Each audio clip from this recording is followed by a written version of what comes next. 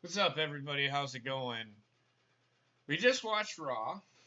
I have with me tonight Trek, Gina, and Bobbit, and Heather, of course. How are you guys tonight? Good.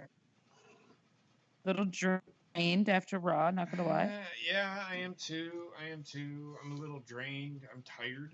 I fucking fell asleep when I got home today. It was weird. I had no intentions on dozing off after I got home from work. My job's not hard, but it's like, god damn. Hey, sometimes you just need that cat nap. Yeah, but I'm still fucking tired. Um, I think Raw did it.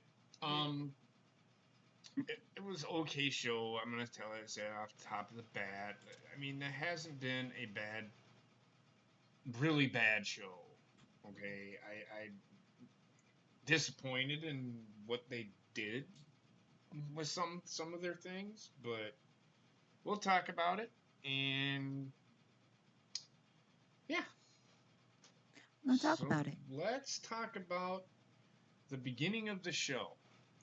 Okay, here's one thing they could cut out the bullshit. They have social media. If they're gonna tweet out a 10-man battle royal, why did they have to open the show with them announcing who is in it? It makes no sense. You're essentially telling us everything that we already know. Yeah, but you also have to remember too that there's a lot of parts of the United States that are very, very heavy with wrestling, like southern states, for instance, and a lot of them don't have the internet or access to social media. So I think that that's one of the reasons why they do that, just to keep in touch with that demographic. And I understand that we've talked about this before, but my issue with it is it just people have internet. Almost everybody has internet. And there's a way that Mm, you can find this stuff out. There is a way. There is ways. I mean, I get it, but it's just it drug it on at the beginning of the show. Talk about it throughout the show. Get people, you know what I mean? I just don't know why they have to just run down the list and talk about it for 15 minutes.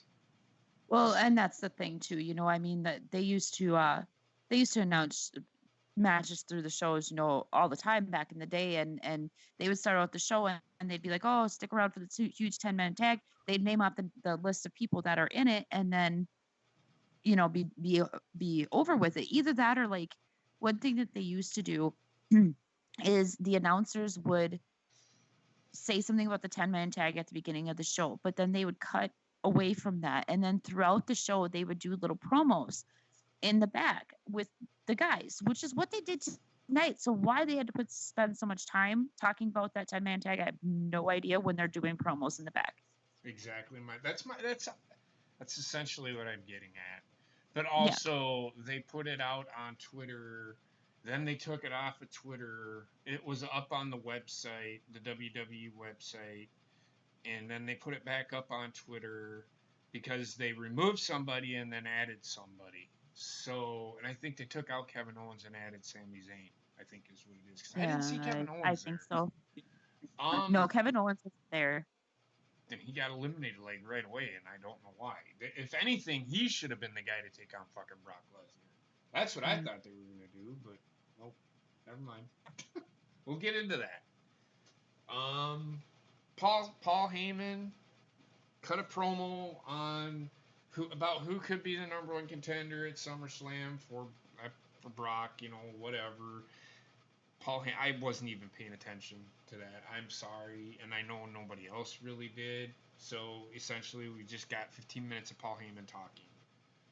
He did say one interesting thing, though. He said, "Since I'm running the show now, I can do whatever I want. Well, not so much. Since I have so much stroke. So much. Since I have so much stroke, I'm going to do this." And he announced the 10 people, so forth. So I think that he was in charge of the show tonight. I'm going to say this: I'm highly disappointed.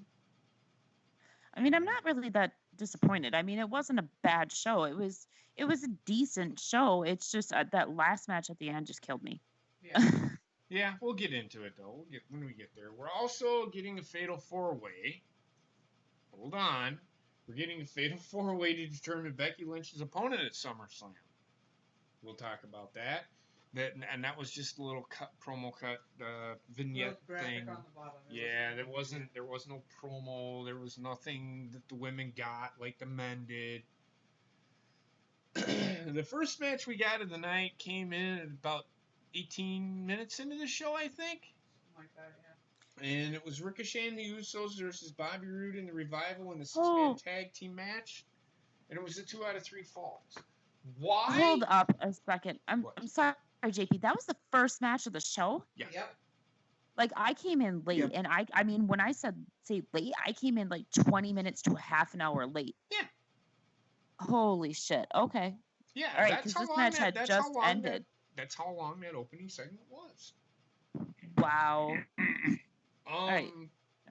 So they start out, and this annoys me. They're going to ruin these stipulation matches where 2 out of 3 or elimination matches.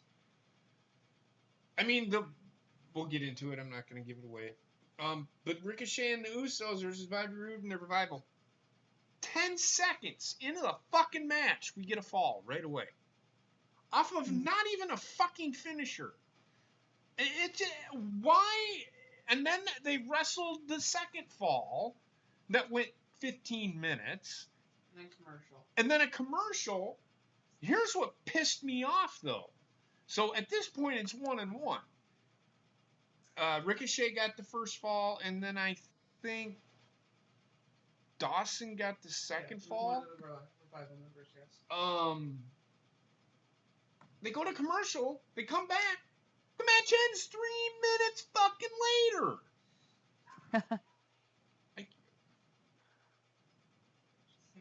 The match ends 3 minutes later. And I think the reason why is the club came out to face the Usos and Ricochet, and what happened, Heather? I wasn't even paying attention because There was Ricochet did a dive out of the ring to try and stop them from getting in the ring. Then the Usos went to follow. Bobby Roode grabbed both Usos' legs, tripping them up, and then ensued the triple beatdown of Ricochet by the club. Okay, so there you go. I didn't see that. So, I mean, why? The match ends 3 minutes after you come back from a commercial. Why didn't you just finish the damn match and then go to a commercial? It makes no sense. No sense to me. Hell, at that rate, you could have had a damn good 20-minute 6-man tag with the people that were in that ring, and then taken a commercial break and had the same fucking effect. Mm-hmm. Trek? No, I agree wholeheartedly. It's like that. It's just for like, go to commercial, come back 10 seconds later, the match is over. Why even come back for the match? I don't know. Sheesh. Gina? Well, the thing is, like, with this whole stipulation thing where it's, 2 out of 3 falls, it's just, it's already gotten stale. We know what's going to happen.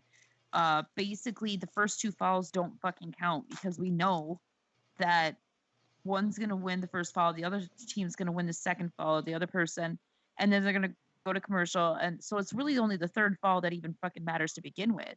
So instead of doing that, I agree with what was just said. Like, have a really decent, 15, 20-minute match and then just go to commercial.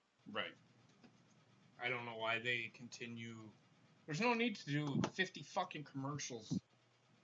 Me and Basement have talked about this, and I think everybody else here has been there when we've talked about it and given their piece. They should have product placement. You don't need to fucking have, and I don't know if there's some sort where they can't, which I cannot believe that they don't. What's wrong with having a Pepsi fucking cooler of Pepsi sitting there, strategically placed backstage, so you don't have to fucking do 1,500 fucking Pepsi commercials during a fucking show. Just Mhm. just last Right. year. I mean- Every time they showed the announcers, they had a can of Mountain Dew Kickstart right on the table in Yes, front of them. or they had those Snickers commercials where they were cutting a promo, and it's like, man, you Need a Snickers. need a Snickers. They don't do that anymore, and it takes away from the show. They could just product placement, man. I don't know who their advertising person is, but they're a fucking idiot. And I get They why used to do that with like Subway. What? Go ahead, JP. No. They used to do that with Subway all the time, where they would have like a little thing from Subway and they would integrate it into the show, or like pizza, Yes. Domino's Pizza. They used to do that. Yes. I mean, Yeah, I mean they could. I'm Go sorry. ahead, Gene. No, go ahead. Go ahead. I was just gonna say like they could do that with like so many different kind of advertisers. Like you said, JP, they could make a promo about somebody eating a Snickers, or they could make a promo where Roman's fucking drinking a Pep or a Mountain Dew Kickstart, and something like, oh, this is just what I needed, or some shit that they don't need to cut to commercial all the fucking time. Product placement, like you said, it will add so much more to the show, because not only do you have this little promo that is kind of funny or whatever, but Mhm. you also can carry on with the fucking show. Mm-hmm. And not only that, you're giving your Well- wrestlers a chance to work on their promo abilities at the same fucking time. And not only that, but they could use the wrestlers that are in back that we're not seeing, like EC3 and a few other ones, Mm-hmm. and give them an opportunity to have TV time. Exactly. I totally Well, agree. we've talked about this before, Gina, that we're surprised they haven't done that on the LED ring apron and just put up advertisements during the fucking show. That's product Yeah. placement. Product placement. Perfect. And we know it's And Monday how Night come Raw, we so can think of bring this them and they fucking can't? somewhere It's like, else. geez. Look Well, at, and the thing is, like New Japan does I it was just all gonna the time. say, New Japan has product placement on their turnbuckles. Well, and not only Nice. that, but after the event is over and they do the interviews and stuff, if you look at the billboard behind them, it's all their advertisers. Yep. All on the billboard. And usually at the end of the night at the presser, like the last one that I seen, Will Ospreay, Mhm. the best of the when he won the title, I think best of the Super Juniors. They Yeah. brought him out. They sat him down, and he had a case of Miller Genuine Draft, strategically placed. Yep. Sponsored. Yeah, and they do that with everybody. Like if you watch all of the interviews after the event is over, all the backstage interviews, they all have Miller Genuine Draft sitting in front of them. And when it's big ones like that, they have like a lot of it. But otherwise, you'll see them with Yeah. cans of beer and all that shit all the time. Right. Yep. So then we got the Viking Raiders. They cut a promo. Well, they're going to be in the next match anyway. Then on top of that, they said their next week is a Retro Raw reunion announced for next Monday. I know that Stone Cold Steve Austin's going to be there. He tweeted it out. Hulk Hogan's going to be there. Bubba Ray teased he might be there. Yokozuna. I'm just kidding. Yokozuna's not going to be there. I was going to say. Well, I'd hope not. He's dead. No, I know. I was being a smartass. Well, the Saudi prince doesn't know that. Why do you think I said what? Shut up, Trek. I know.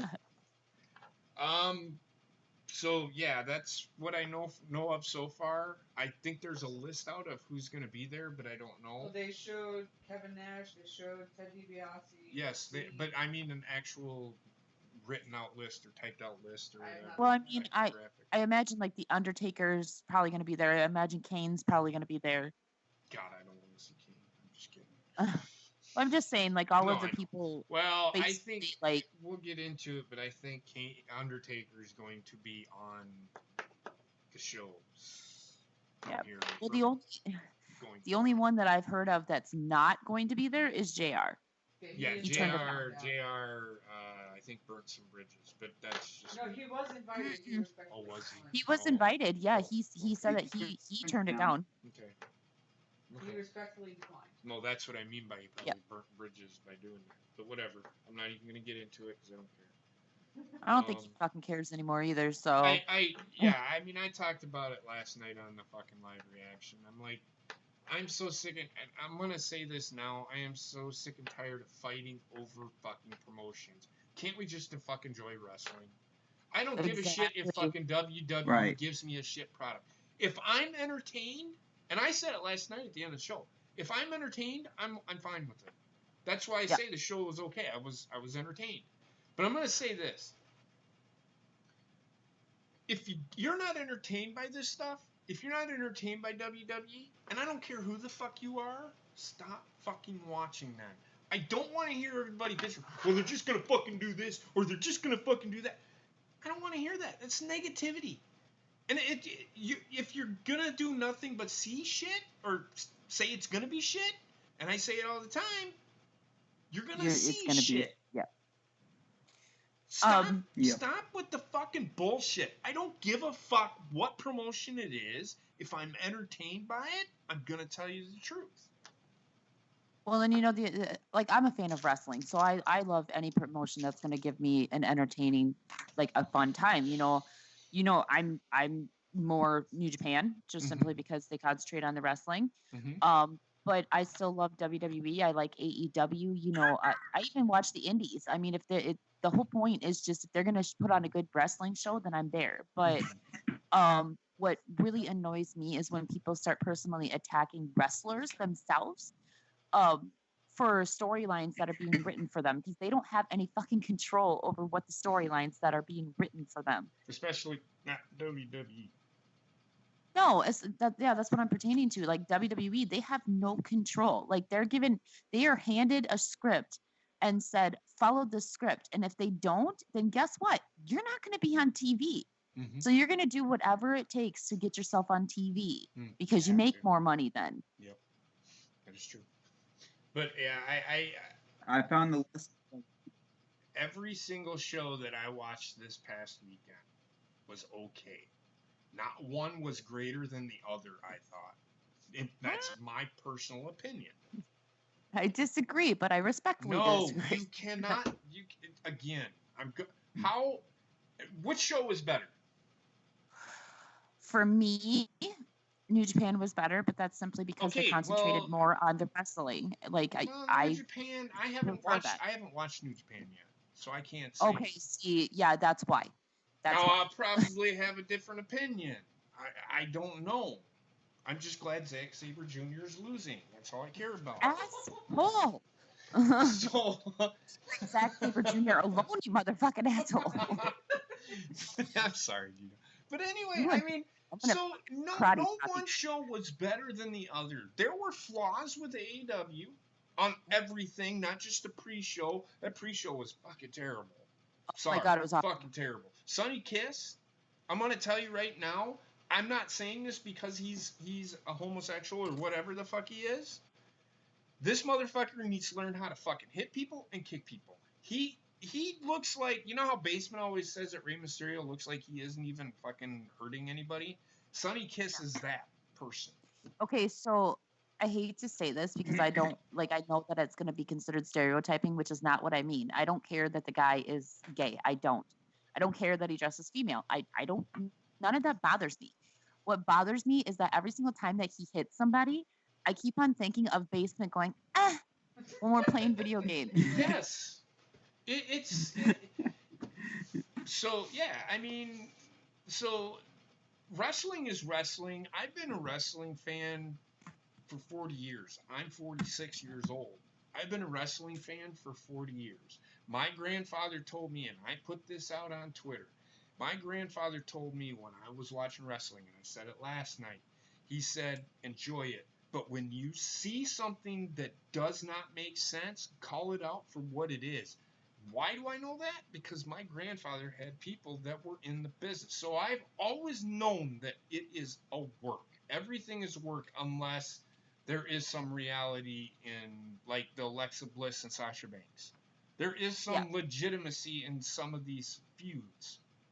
New Japan does it better because, and Ryan, I told him today, Gina was there talking to him about it. I think he's a new fan of New Japan. I said, here's one thing. You're going to see a difference between New Japan and WWE. They focus more on the wrestling because wrestling is a sport. The sports entertainment catchphrase isn't really a thing. It's a catchphrase that Vince McMahon threw out there because that's what he thinks it is. Fucking baseball is sports entertainment. So it's still a sport. They just don't treat it like that. Yeah. So by the laws that we have here in the States, I know he's that. I'm elaborating for people watching if they don't understand. Then I'm elaborate. not saying to you. Go ahead. Here in the States, they are not allowed to consider it a full-on sport unless they get a boxing license of some sort or a fighting license. I understand that. But baseball is considered sports entertainment. It's entertainment. I mean, anything that you're watching is going to be entertainment. Exactly. It's just whether they focus more on the entertainment aspect or the sports aspect, and that's what WWE from New Japan. Because New Japan focuses more on wrestling, and WWE is more soap opera-y. Well, I was just going to say, WWE, this is why WWE is boring to people. Because it's not wrestling, it's more promo, more talking than actual wrestling. It's more like a soap opera. Yes. It's the male version of a soap opera, and whether you guys like it or not, it has always been that way. WWE's always been that way. No, I agree. It's just storytelling used to be better. But the storytelling, a lot of the storytelling they used to do, they wouldn't fucking do it in a fucking promo. They would actually do it in the ring, and then they would talk about and build the feud after that match ended. That's how they used to do shit. It was based around the fucking wrestling. Now the wrestling revolves around the promos. So the wrestling doesn't get the fucking it's just dessert like it used to. It's more, I'm going to talk about wrestling this guy, but I'm only going to have a 10-minute match with this guy. We're going to do a big build, but the match is only going to be 10 minutes because it's all about the feud and the people. It's not even about the wrestling. So why in the fuck do they even wrestle? They should just fucking set up a fucking podium, 2 podiums in the middle of the fucking ring and have a fucking debate. Because that's what WWE essentially has become. Mm-hmm. So I agree. Viking Raiders on TV again. These 2 skinny as fuck jobbers. Squash match. This Raw tonight, this has pissed me off. It was a night of fucking 30-second matches. I mean, how many matches were quick? All of them except for One. 2 eliminations. Main event. Drew McIntyre. Yeah, the main event was. Go ahead. I'm sorry? No. I was just going to say, like, the main event was really one of the only ones that wasn't a quick match. Well, it was a 10-man battle royal, so they had to give some time. They gave 15 minutes, I think. Mm-hmm. But the Viking Raiders, essentially a squash match. I mean, they were wrestling. They shouldn't have wrestled a 10-minute match, 15-minute match. Right. Should have been a squash match. Here's my question with the Viking Raiders. Like, we already know how powerful they are, not just from their NXT times, but from what they've showed on Raw already. Because when they first got called up, they were going up against actual tag teams, within the division. But now all of a sudden, within the past 2-3 weeks, they're setting them up against jobbers, and I'm like, why? Like, what's I understand that the point is to make them look strong, but they already look strong. Because there's nothing else for them at the moment. Well, it's not that there's nothing else for them. I mean, they could put them in there with. I mean, how many tag the teams Revival, the Usos. Yeah, I wouldn't put it. Well, see, that's why. Because I remember, if you go back and watch old Raws, if you ever get a chance to, here's the thing. They used to do nothing but jobbers on Raw. And like they had one match where it was top guy against top guy. Like Razor Ramon would take on Diesel. Or the 1, would 2, be 3, the 4. main event. Or in fact, they weren't even the main events. They kicked off the fucking shows. Mm. So, and they were only an hour long. But the thing is, I don't mind them wrestling jobbers because it builds them up. It gives them time in the ring, and essentially that's why the jobbers are there, is to help tune these guys to fucking take on the Usos and the you know. But the Raw has become a glorified pay-per-view that really isn't a pay-per-view because you get it essentially for free unless you have cable. Mm-hmm. You know, and if you understand what I'm saying here, you're seeing the Usos, and this is why you're getting the Usos versus a Revival 35 fucking times in a fucking year, because they're the top guys, and fucking Raw is essentially a fucking pay-per-view. Why did they have pay-per-views if they're gonna do that? I don't know. It's Well, and stupid. I think that's. I'm sorry. No, I just said it's stupid. Well, I think that that's one of the reasons why some of the pay-per-views have lost their luster, Exactly. because they don't go all out for pay-per-views anymore. Like what you see on a pay-per-view, you have basically seen the last 2 weeks before on Raw. Like it's a continuous wash and repeat type system, and I think that they're going to have to change that if they want to change moving forward. Right. They're gonna have to do something because what they are doing right now is not working. And again, they are trying, because there are certain things, and I will give WWE credit for this. They are trying some things, but they're just not trying hard enough.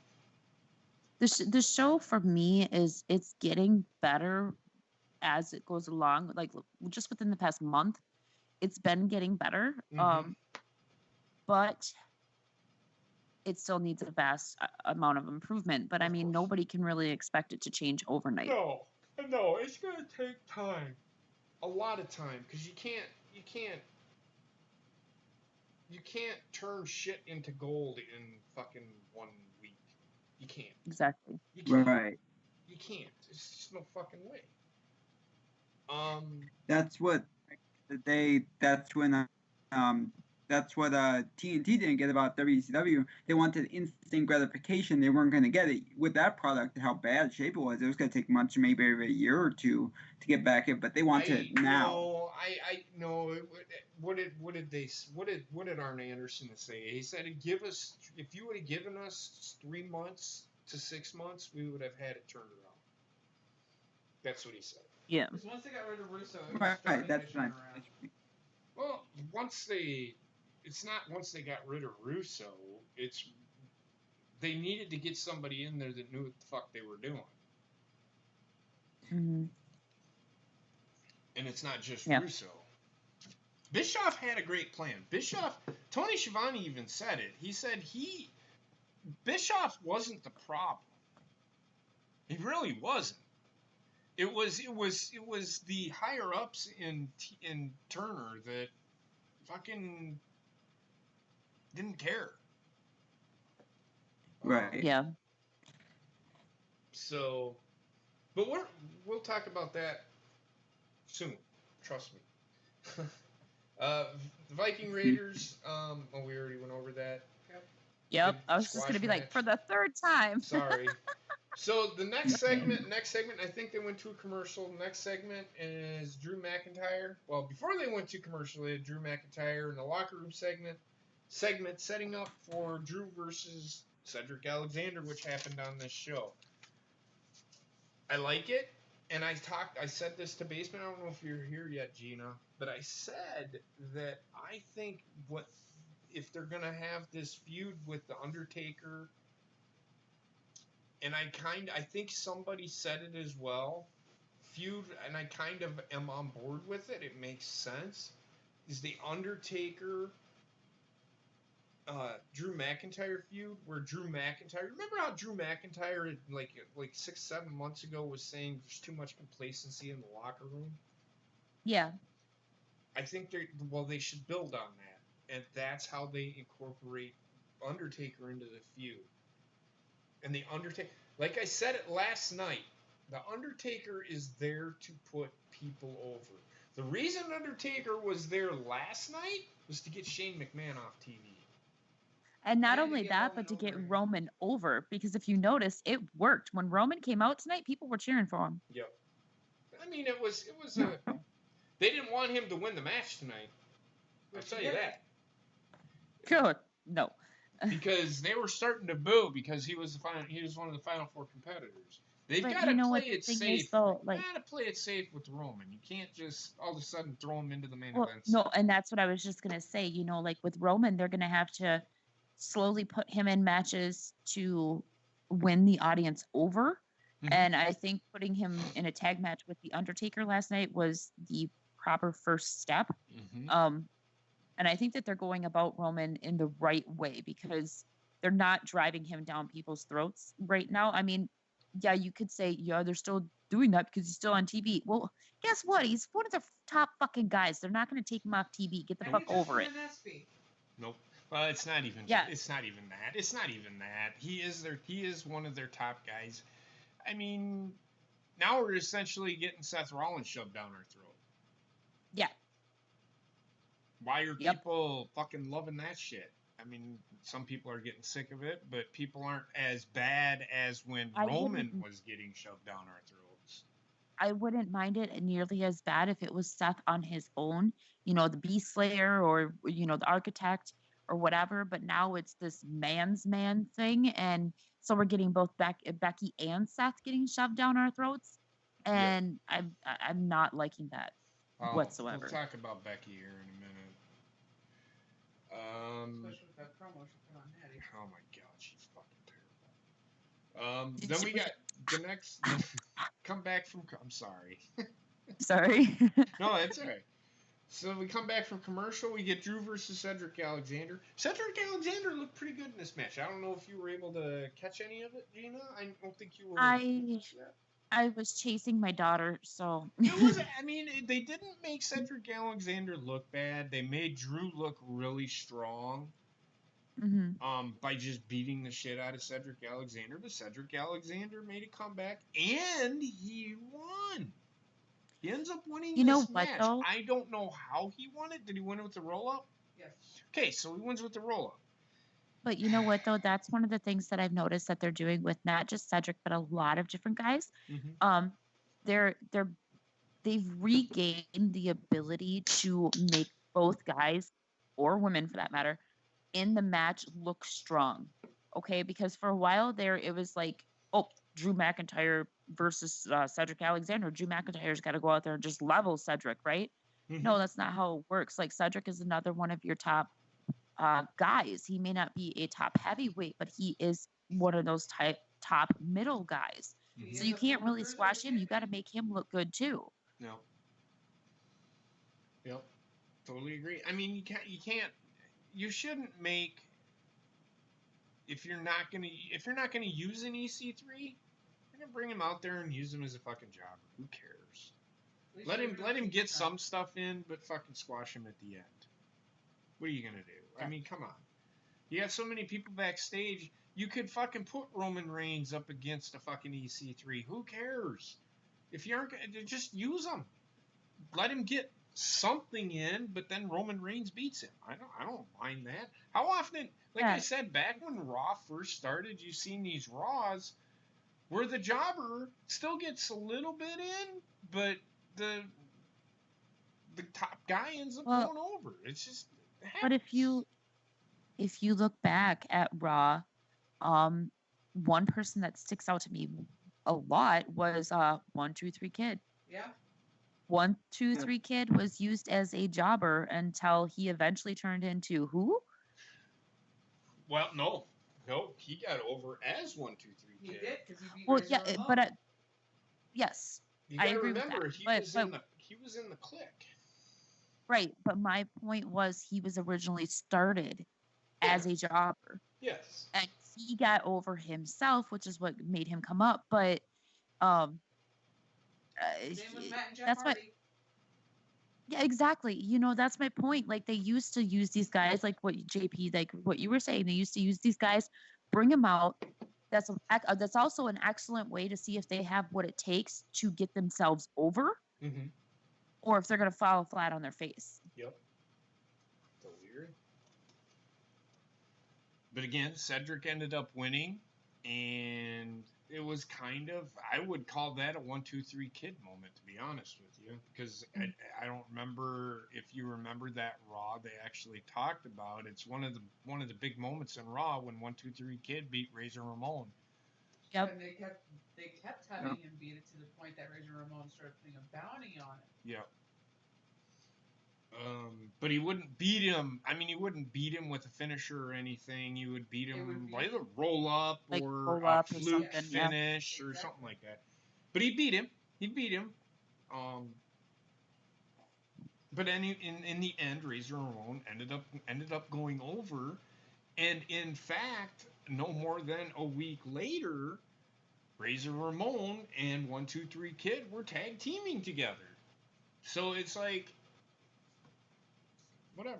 I mean, it worked. It worked back then, and Yeah. I'm just past that moment when they did that. Yep. Now I'm up to the moment where Shawn Michaels and Diesel are about to start feuding, which Well, was you know a what the great thing note. is, but you know the thing is that we say it worked back then, but it could very well be working now, because they could be working the same angle with Cedric Alexander, even though Cedric isn't a jobber by any means, and he is already a well-known name. Mm-hmm. With him getting the win with a roll-up like that, they could be working at that angle. Yep. You know, where Drew ends up getting pissed and it turns into this long feud where Drew's looking for him and all this other stuff. Right. Yep. So the next segment we get, next match we get is Finn Balor. It's a segment first.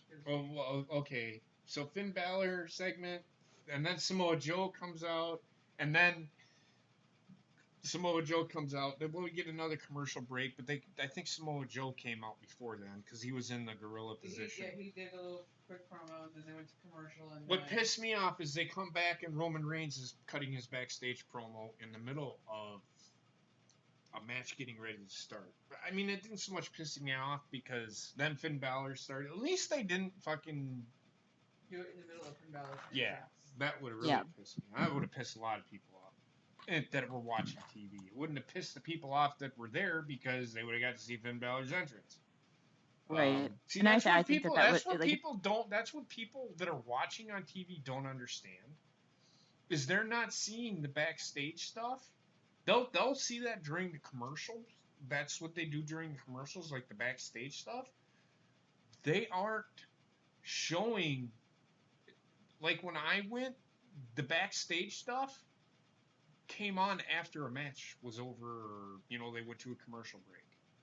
Well, you know what? The first Raw that I ever went to, I think it was in like 2014 or something like that. But we didn't even get to see the backstage stuff that was happening. I didn't know any of the backstage stuff that happened during that Raw until I got home and I went back to watch it. Yeah, they started. And then doing I was that. like, "Oh, holy shit, this makes sense now." Because we were all out there like, "This makes no sense." When did you go to that, Gina? That was in 2014. Okay, see, when they did that, they still did the backstage stuff, in 2000 or what was it, 19, maybe 2000. Okay. When did Stone Cold? Is 1999? Yes. 99. They did it. But when I went in 2017, they showed backstage interviews and that whole thing with Braun and Roman. They showed it on the Titantron. Yeah, I mean, they show at the shows. They show, if you've never been to one, they usually show what happened the week before the show starts. Yeah, well, and when then I went, Raw was live. No, Raw was recorded. SmackDown was recorded, and that's when they had like fucking Main Event, Live Wire, all those shows, Sunday Night Heat, all those shows. They did all those shows right there. So what you would see on Sunday Night Heat, you would see. It's been recorded. It's not live. Right. Go ahead. When I went 2 years ago, what was it, 2008, 17? That I went to TLC? 2016, I think. whenever Finn versus AJ happened. It might have been But when we went then, they showed the backstage stuff. Right. Well, they kind of have to because it tells the story of what's going on. Mm-hmm. But then we got the Finn Balor versus Samoa Joe match. Samoa Joe beat the shit out of Finn, but then Finn rolls him up. Another quick 30-second fucking match. The reason being is finally we didn't get a Firefly Funhouse, but we got Bray Wyatt. Bray Wyatt shows up and gives his sister Abigail to Finn Balor. I don't know if he's going to change the name of his finisher, but well, I'm not sure they called it the Sister Abigail when it was there, or when he did it, but I didn't think they said anything. I don't. Yeah, they said Sister Abigail. Okay.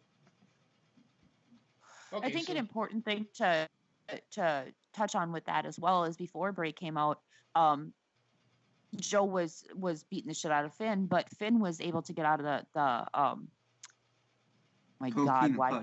Coquina clutch. Thank you. Yeah. He got out of that, so Finn was looking strong. So then when all of a sudden the lights go out and Bray comes out, not only was it absolutely terrifying, which was great, but you kind of saw Finn go from a high elevation down to getting his ass kicked by Bray Wyatt. I'm going to say this. I still don't give a shit. I still don't. Oh, I liked it. I still don't care. I liked it. I was terrified because I have the mentality of a child and I hate clowns.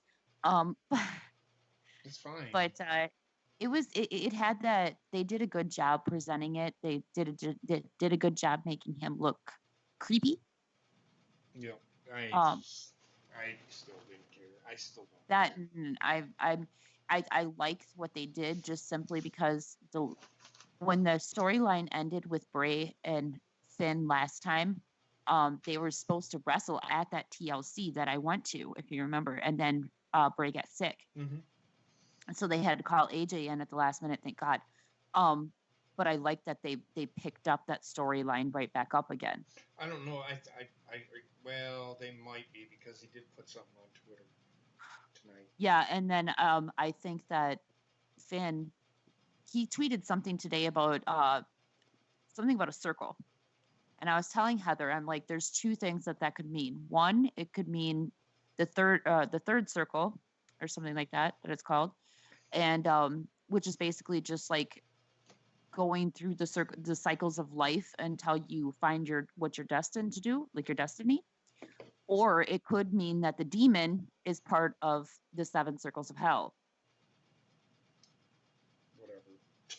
Which would make sense because when they did it last time, it was supposed to be Bray versus the demon. And now it could be Demon Bray versus Demon Balor. He's not Demon Bray, he's the Fiend.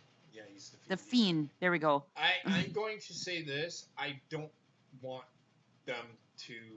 I don't want fucking... They need to build to the demon fucking fight. It failed the first time and it'll fail again if they do it. They gotta build to it. You can't just have a match just to fucking... They can't just do it at SummerSlam. Well, I mean, I think it will happen at SummerSlam, but luckily we have 4 weeks until SummerSlam that they have to build. Well, here's why I say it shouldn't. If that's the case, Bray should not beat fucking Finn Balor. I agree. Should not. If they're rushing it, and if they have fucking Finn Balor lose, then Finn Balor needs not be in WWE.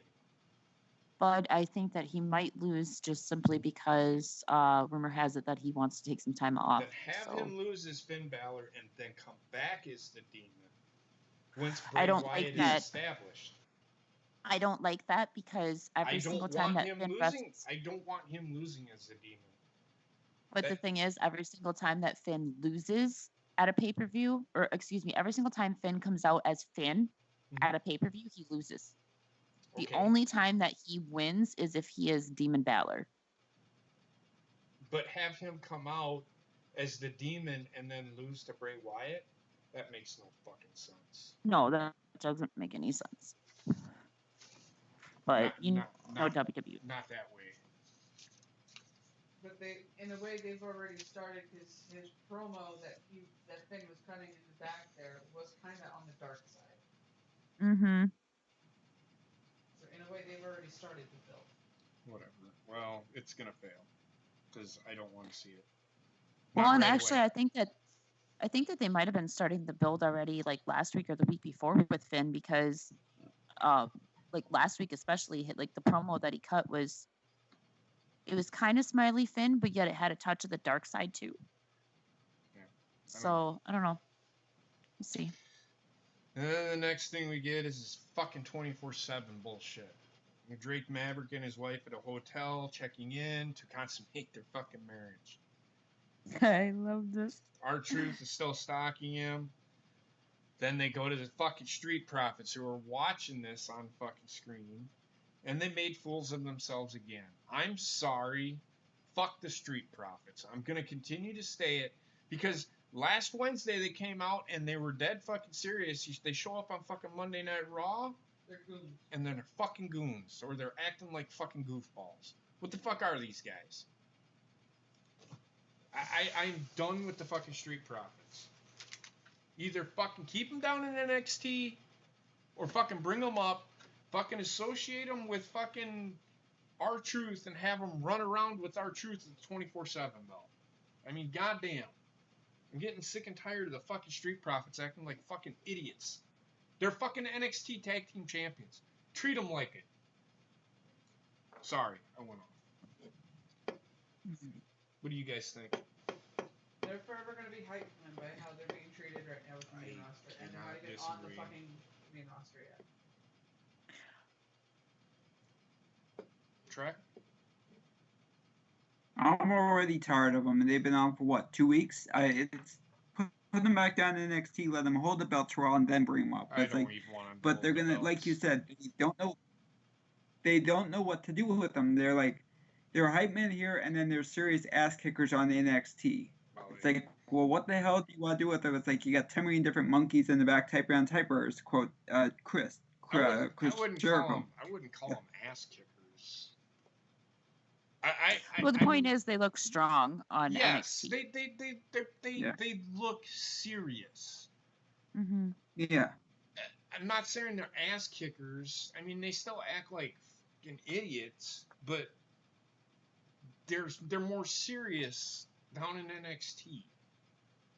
Yeah. I don't think they're going to hold the belts very long. I think Undisputed Era is taking them off. But, I'm sorry, who are we talking about? Crime Time?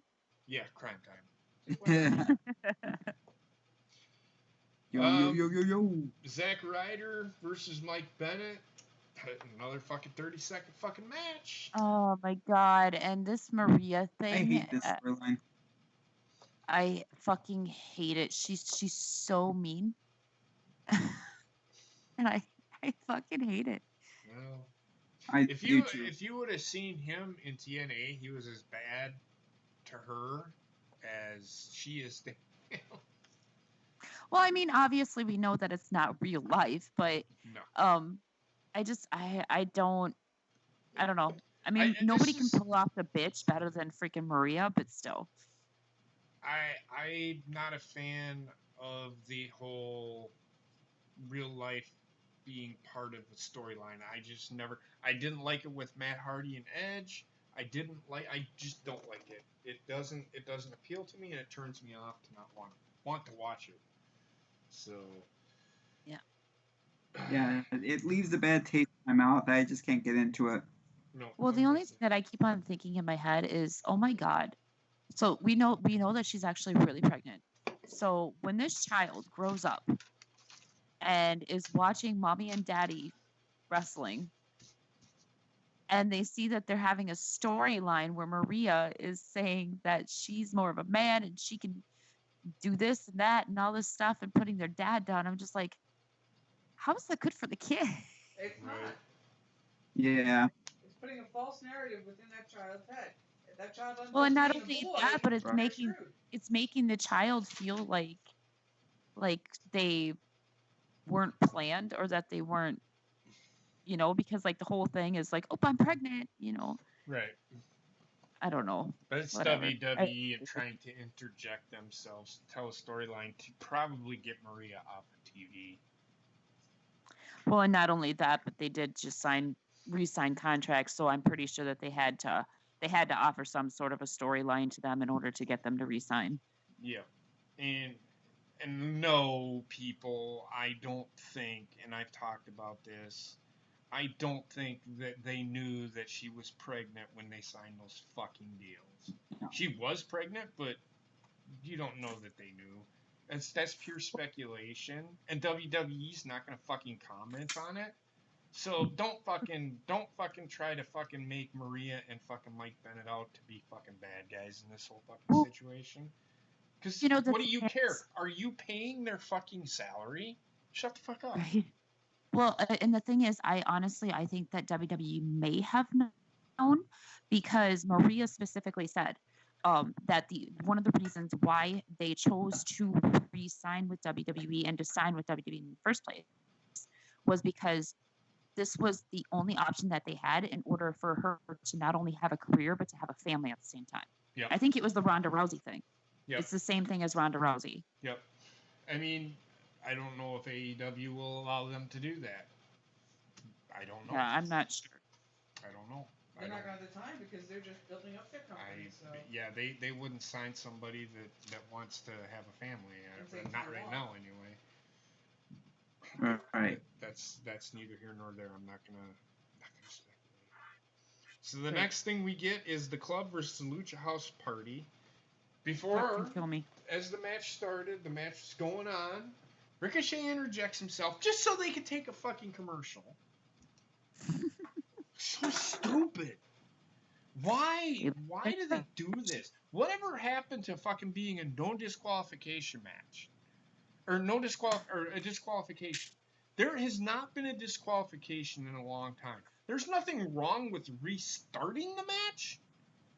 Because of the disqualification? But then there's no... It's stupid. They could have... Because they start the match, and then Ricochet interjects himself 30 seconds into the fucking match just so they can take a commercial, and then they come back and they reset the match. What the fuck? Why didn't you just start the match after the fucking commercial break? I don't understand. So then the club ended up winning. AJ submitted Kalisto with the calf crusher, which I love that.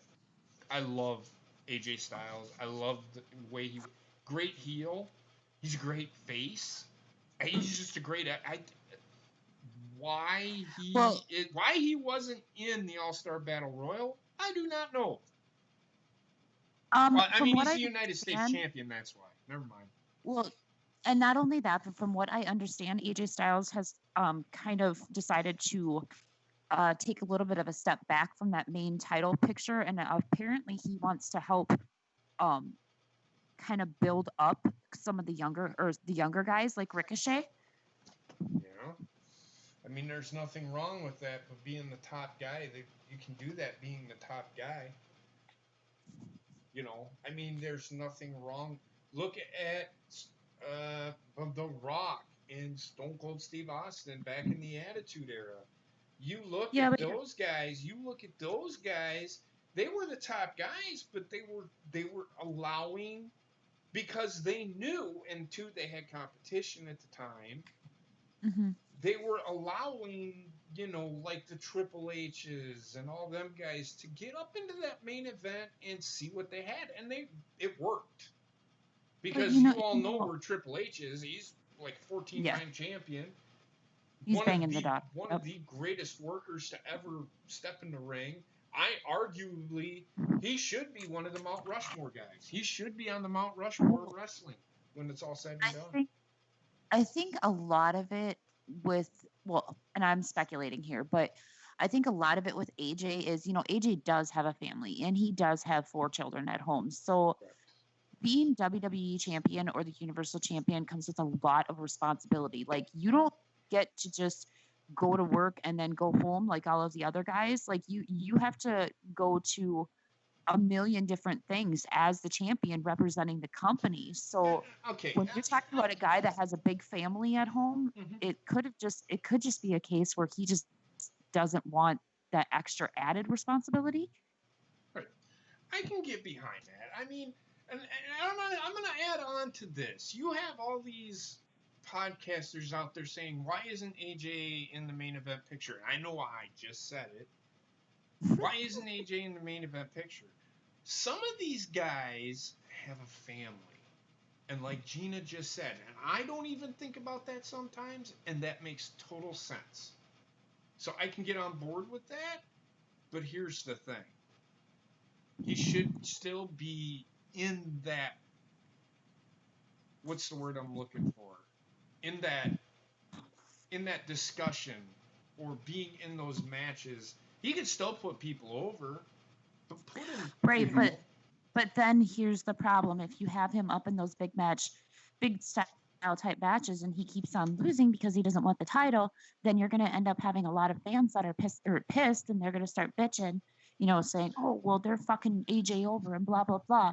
Whereas with this, they're able to just kind of give him that middle card. Sorry, I forgot loud there for a second because my fan.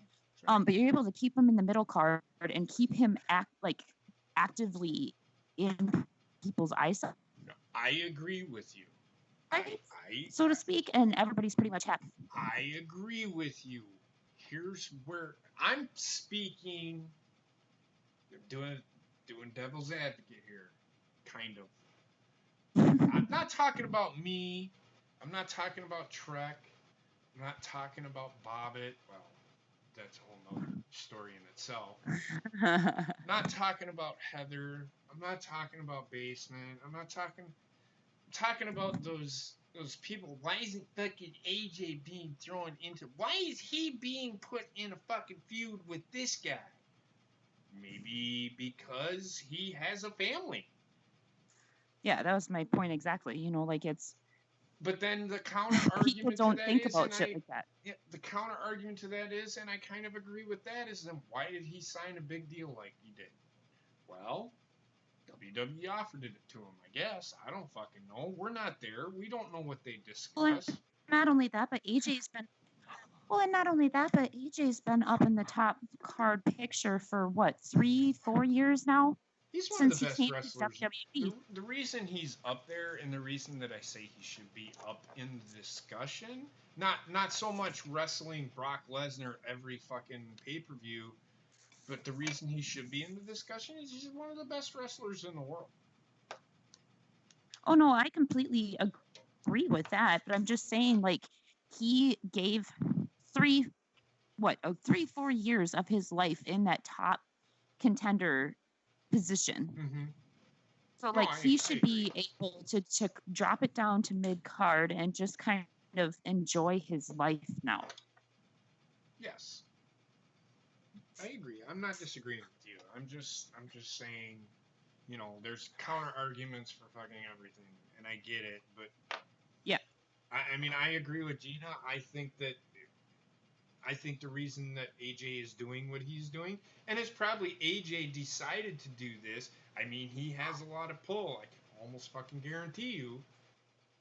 He said, "I will give you 3 to 4 years of my time. You can have me, but I want, this next deal, I want to be able to spend time with my family." WWE probably said, "Okay." We don't know. I'm just speculating. Yeah. I mean, people can only speculate. What? It's a way. And then we get to the Fatal 4-Way match. Now, I don't mind how it ended. Because Alexa didn't win. Mm-hmm. When did they turn it into an elimination match? When did they turn it into a 4-way elimination match? I don't know, but they did the same thing last week when we were all like, "Wait, this is an elimination match?" Yes. Yeah, I remember that. Why they do these things on the fly? On the fly, and at least give us warning or say it's an elimination match. I didn't see it because I'm got chasing around a little 7-month-old girl who is now crawling all over this fucking house because I gave Heather a break from Wendy tonight, so she was sitting at the helm at the table Skyping with everybody while I was chasing Wendy around. I was watching the show, but I missed that part. I didn't see anything. Did you guys see anything where it said it was an elimination? Mm-hmm. Everything I saw just No. fatal 4-way. Yeah. I see that Basement's back. I saw that it was an elimination earlier in Raw. That's how they sold the match. Okay, I didn't see it, but it's like they tell you something on the website, and then they change their mind like right before the fucking match or whatever. That drives me fucking nuts. It's 2 weeks in a row they've done that. Well, they did it with the 10-man Battle Royal tonight. It was supposed to be Daniel Bryan. They pulled him out for Sami Zayn. Yes, they did that as of before the show, though. I thought it was supposed to be Kevin Owens. Kevin Owens. No, was he's No, gotta it was to be finish off the Sami storyline Zayn. with I Shane. saw it on Wrestling. Gotcha. Well, anyway, the Fatal 4-Way Elimination Women's match for the number one contendership for the Raw Women's Championship to face Becky at SummerSlam. Alexa eliminates Carmella. Now, the way this match was going is like Alexa was trying to pin everybody. Like she wanted to get every pin. But it made no sense for her to try to break up a pin. And isn't when somebody... Well, she wasn't pinning. She was trying to submit her. So I guess I can believe that. Didn't they... They didn't go to a commercial during this, did they? Yeah, they did. They had to reset the fucking match. Yeah. They reset the fucking match because fucking somebody did something, so they reset the match. Excuse me. They come back, and the final three is Natalya, Alexa, and Naomi. Now, I'm going to say this, and I know Bobbitt's here, and I know Bobbitt's fucking... I don't know why all of a sudden he's in love with Alexa Bliss. Well, I mean, told I him- know why. Have you seen her? I mean, she's pretty. I understand why Bobbitt is in love with her, but it's for the wrong reasons. You can like somebody, the person, but you don't have to like the character. Her character is supposed to be hated. That's who she is. And I don't know why people like her. It drives me... It kind of ruins the heel-face dynamic, kind of, like, type deal. I mean, I don't understand it. She is not a Stone Cold type character where you can like her because she's a fucking boss-beating fucking heathen. I mean, I get it. And I think that this is where kayfabe being dead Yep. is kind of coming in, because everybody knows that, yeah, she's supposed to be this huge bitch on TV, but everybody knows that that's not who she is in real life. Yep. Like, she's actually a sweetheart in real life, so that's cutting in You can make to total on this her one. ability to pull off her character. Yep. No, I agree. Natalya ends up eliminating Naomi because the match kind of drags on for a little bit with the three. It was decent. It was a women's match. I hate to say that because it sounds like a fucking Sexist. Completely sexist. But yeah, I'm sorry, the women in Raw and SmackDown, they just not. Why do they work so slow? I know that they're athletic, and I know Alexa can do a lot of the things that I see a lot of women doing. She chooses not to do them. That's why I dislike Alexa Bliss. It's not I don't because she's think a that great it's- heel. I don't care. If she was a face, I would not care for her. I don't think it's necessarily that, like, she's choosing to not do them. I think that she's not being allowed to do them because of her history with, the concussions and getting injured and all of that stuff, which is completely understandable, but in the same sense, kind of not fair to her, so to speak. Then she Well- should not be wrestling. I don't. I think it's like you look at even the men on the WWE roster, and even a match that I'd say on paper has the chance to be a 10 out of 10 or a 9 out of 10. WWE seems to say like the cap is like a 7. And the Yeah. women are the same, where they could put on a good show. They're capped at like a 6 or a 5. They just, Right. for some reason, they're not allowed to go properly. Well, it was like the Ricochet AJ Styles match last night. They did not let them get into their next gear. Well, and a perfect example of that is Shinsuke versus AJ. A lot of Back, people I WrestleMania. was seeing on Twitter were comparing that match between them two last night to that very match. Yeah, and I think that that's why so many people were so angry after their original match at WrestleMania too, was because everybody knew what those two could do. Yeah. And the fact that they were not allowed to do it. I mean, even Finn and AJ were allowed to put on a damn good show. Like that match was great. So why they constricted AJ and Shinsuke, I have no idea. Because, well, I can tell you why. It's because it wasn't the main event, and they didn't want them overshadowing the show. They didn't want them overshadowing Roman Reigns and Brock Lesnar, which I don't understand because they let Randy Savage and Ricky Steamboat overshadow Hulk Hogan and Andre the Giant. I think they also look at like quantity over quality, and that's like something that rings so true for WWE. Like you're gonna have these guys face each other 18 times. Yeah. Like eventually you're gonna be like, okay, well in the first 5 matches we're gonna tone it down, then we're gonna kick it up a notch. But by that time nobody wants to see them. Yeah, So why don't nobody you just fucking focus cares on- anymore. Yeah, why don't you just focus on quality and hold off the match until it means something, and then deliver. Right. Well, and the thing is, that's exactly what they fucking did with AJ versus Finn. Because yes, I know it was not supposed to be like that match wasn't supposed to be. But then when they pulled the trigger on it, because they had to, Right.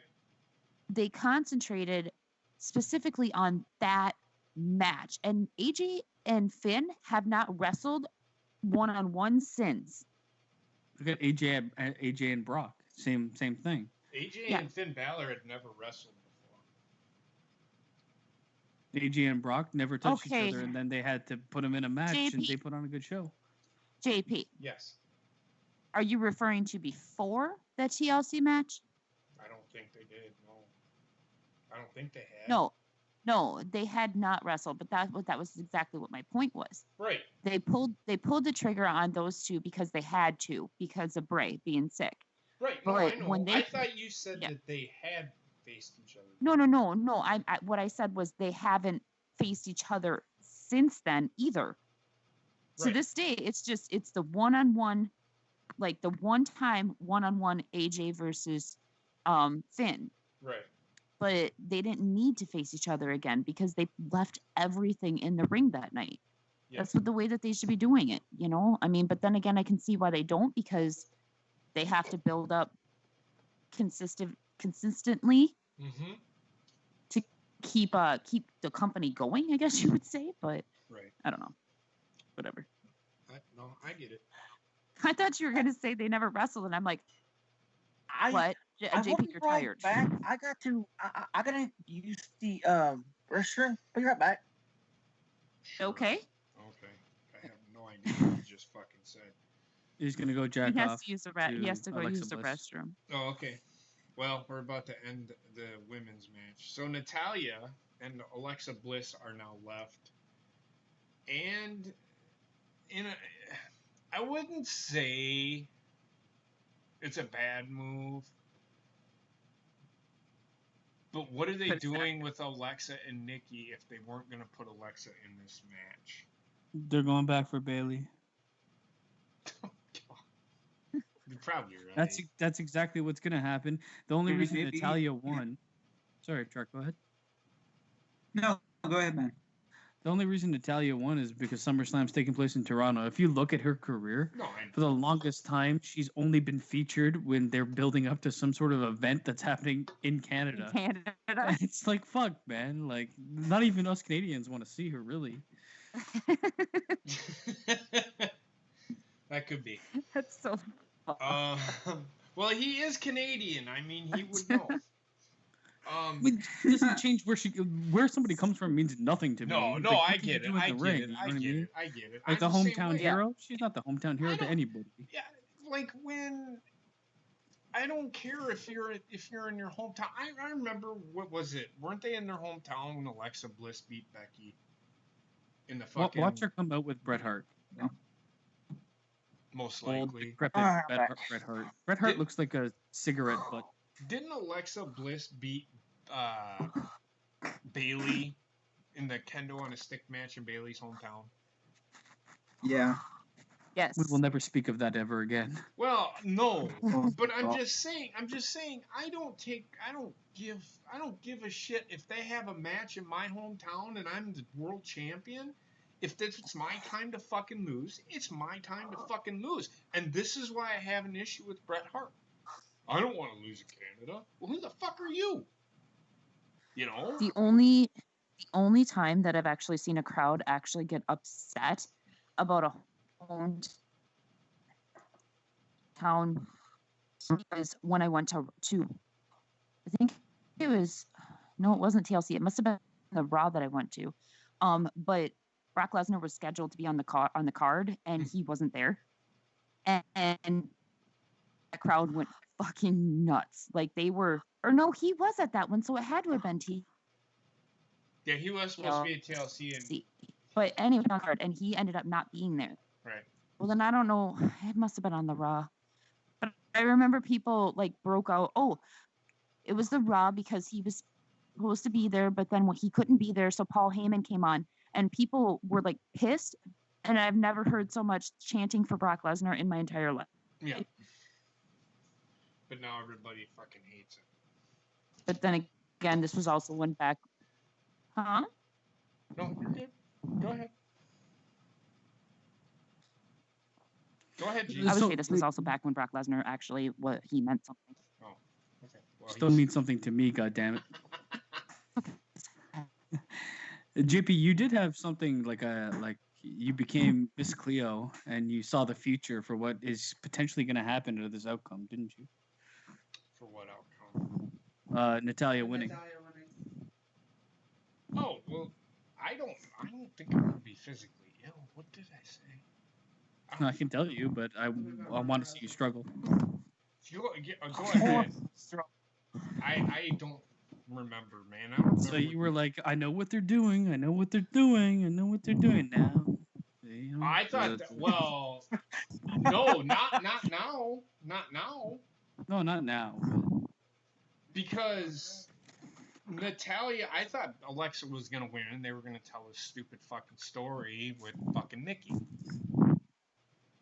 No, They were that's gonna- not, they were that's gonna not what you use- talked about. and they were gonna have Becky lose to fucking Alexa Bliss, and then they were gonna Yeah, start a that's what we feud. were all talking about. They were gonna start a feud with fucking Alexa Bliss and Nikki. Yeah, I mean, are we talking about like the end of the match now? Natalia being best friends with Ronda Rousey. Oh yeah. I already said it 3 times. I'm I sorry. tried. I'm sorry. It's seniors moment. So I have sorry, fucking asshole. I have heard. How dare you point out his flaws? I have heard that Ronda Rousey might be coming back sooner than later. Ronda Rousey and Natalia are best friends. I see Becky beating Natalia. I could see it. I'm not saying it's gonna happen. It's definitely happening. Natalia's not taking the title off of Becky. Come No, on. Becky is not losing to Natalia. But what's going to happen is Becky is going to be, like, beating up on Natalia for some fucking reason. I just see it happening. And Ronda Rousey showing up and just decimating fucking Becky. Just decimating her. I wouldn't be against it. I hate Becky right now. I could give shit about Becky. Sorry. The thing is, I never thought that they could make me hate Becky Lynch, but they have. Well, and I said this like while we were watching Raw. I said, she's trying to pull off a character she can't really play. It Yep. worked when she was chasing a title, but now that she has a title and the arrogance is coming into it, she can't pull it off because she comes off as just cringy as fuck. Yes. Get the fucking title off of her. She's a better chase. I know, right? Sounds like you're. Oh yeah, I can't. I like when I saw that segment, I was like, Seth, divorce is always an option. I know, right? Like immediately, we have to see other people.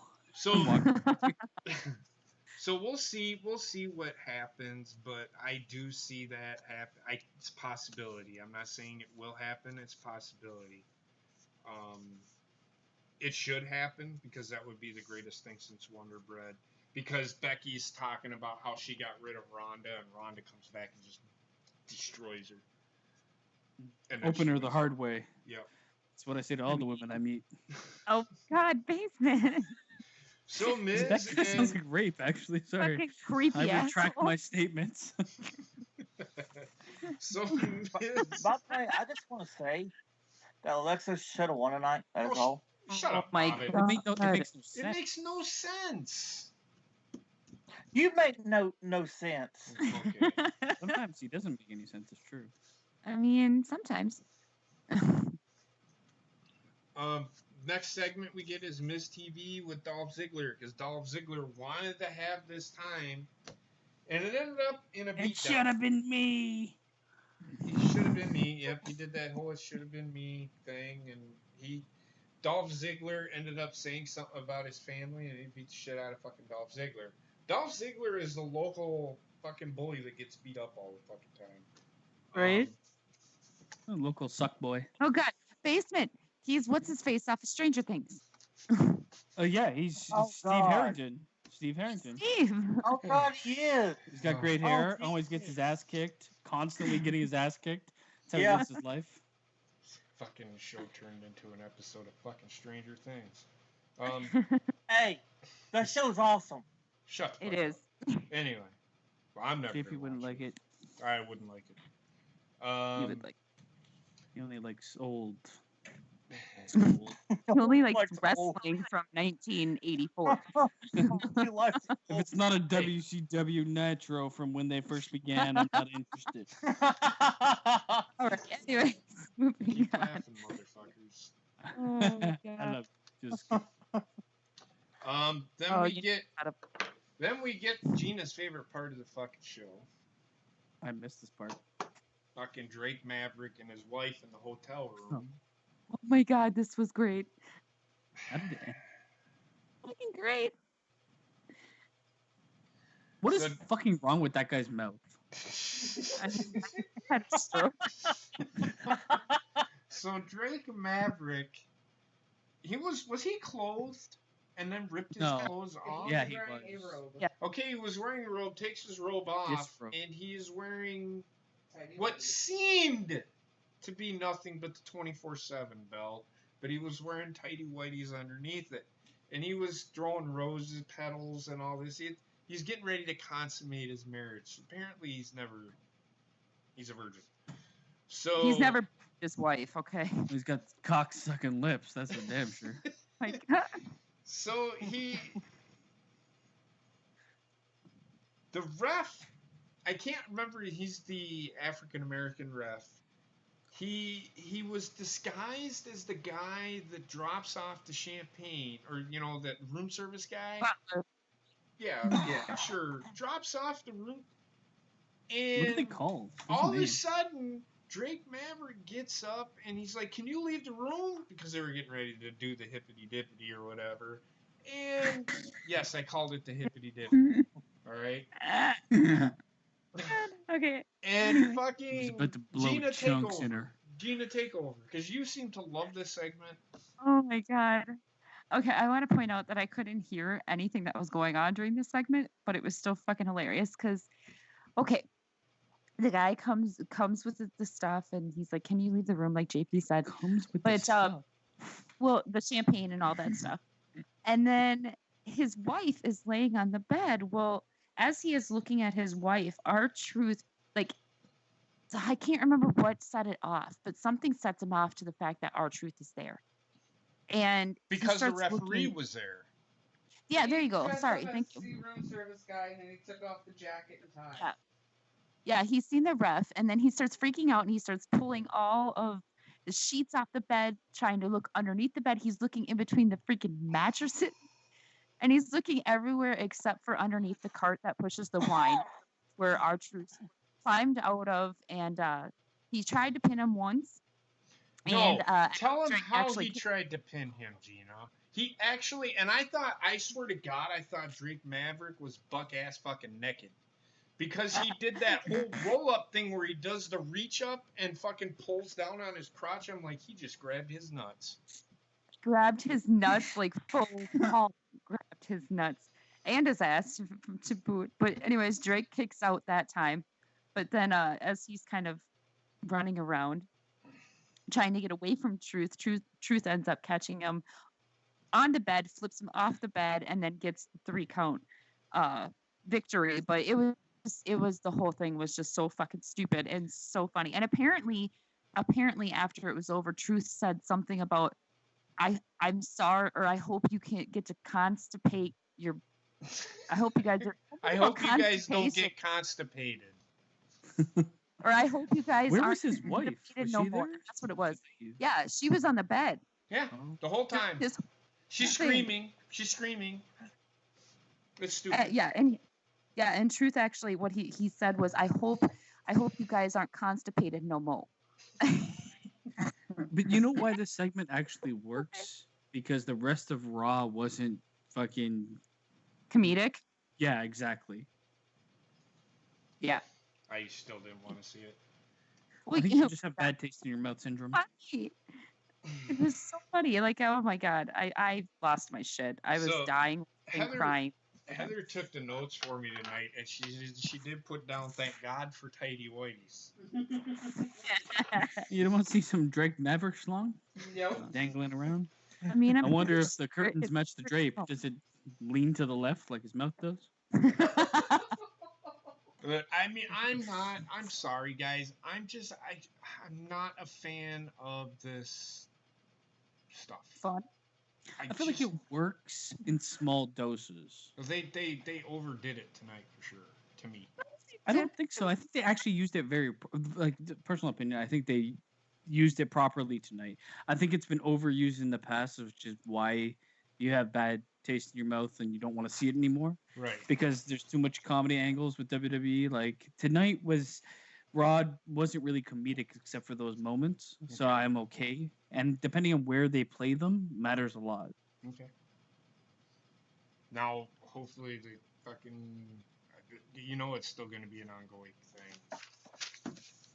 It definitely has a shelf life. I'm not going to lie. Well, and the thing is, what I really liked about it tonight is they built a storyline with the title, and it wasn't just running around chasing after, like people running around chasing after him. It was an actual storyline going with it. They built the storyline to go with Drake Maverick's marriage and the fact that he hadn't consummated his marriage yet. I feel like the storyline will end with him consummating his marriage by having sex with R-Truth.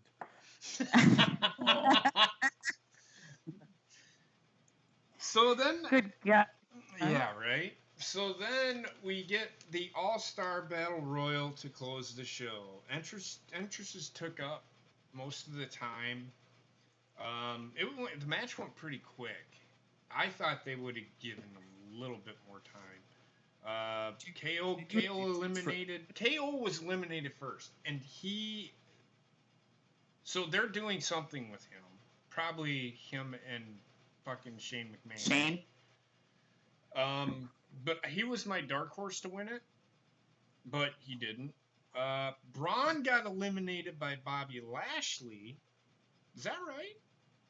No. No, Bobby Lashley got eliminated by Braun. That's what you had that backwards. Bobby Lashley got eliminated by Braun. Cesaro got eliminated by Bobby Lashley. Big E got eliminated. Didn't see by who? He got eliminated by Cesaro. Orton. Was it Orton? Yeah, I thought it was Orton. I thought it was Sami Zayn. Orton hit him with the RKO, I think. And this is why. Whatever. Anyway, Sammy got eliminated by. I know Sammy got eliminated by Randy Orton, and then Braun, Baron, and Seth And Randy. and Randy were the final four. Final 5. Jesus fucking Christ! Final four. You had Braun, Roman. Do you not see it crossed out and F5 put after that? Okay. Yeah. Whatever. Rey Mysterio got eliminated. Then Baron got eliminated. Roman and Braun got eliminated at the same time. Randy Orton and Seth were the final 2. I wouldn't have minded if they would have gone with Randy Orton, but you know WWE, they still think it's money. Seth ends up eliminating Randy Orton. Seth wins for the rematch. They said doesn't exist anymore. Well, he won a match to get that shot, so that I don't mind it being a rematch. I really don't. It makes sense though too, like if you think about it, because like Seth Rollins actually did beat Brock Lesnar True. for the championship, so he's the only viable choice unless you're gonna bring somebody else up that hasn't actually faced him. Matt Riddle. No, that's never gonna happen. No, Matt Riddle. Zack Sabre Jr. yourself. Yes. I mean, I would love to Zack Sabre Jr. myself, but No, I feel like that's basically contracting AIDS. asshole. Zack Sabre alone. I have a question. Did they introduce each wrestler? Yes. And Each one got literally their did their entrance for each 10 guys? Yes. That's just stupidness. Yes, I agree. They should have had them all in the middle of the ring and then let them fight for a little bit. Well, battle royals usually suck anyway. Like, Yeah, when it gets to the final 2, that's when it matters most.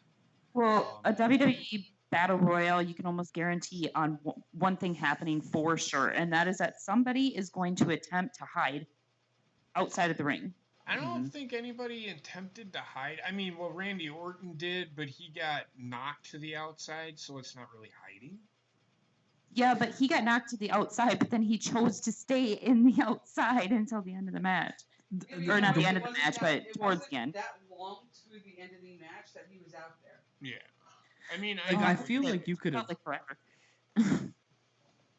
I feel like you could have booked this match and battle royals in general, where you might get rid. Say you have 10 guys, you might get rid of 5 or 6 of them in a flurry because it's only gonna be punches and shit until then. But then actually have like a fatal 4-way match, like do something that I know there's it's the over the top rope stipulation, which I think is should be the Royal Rumble, not battle royals. They should end in pinfall submission or something.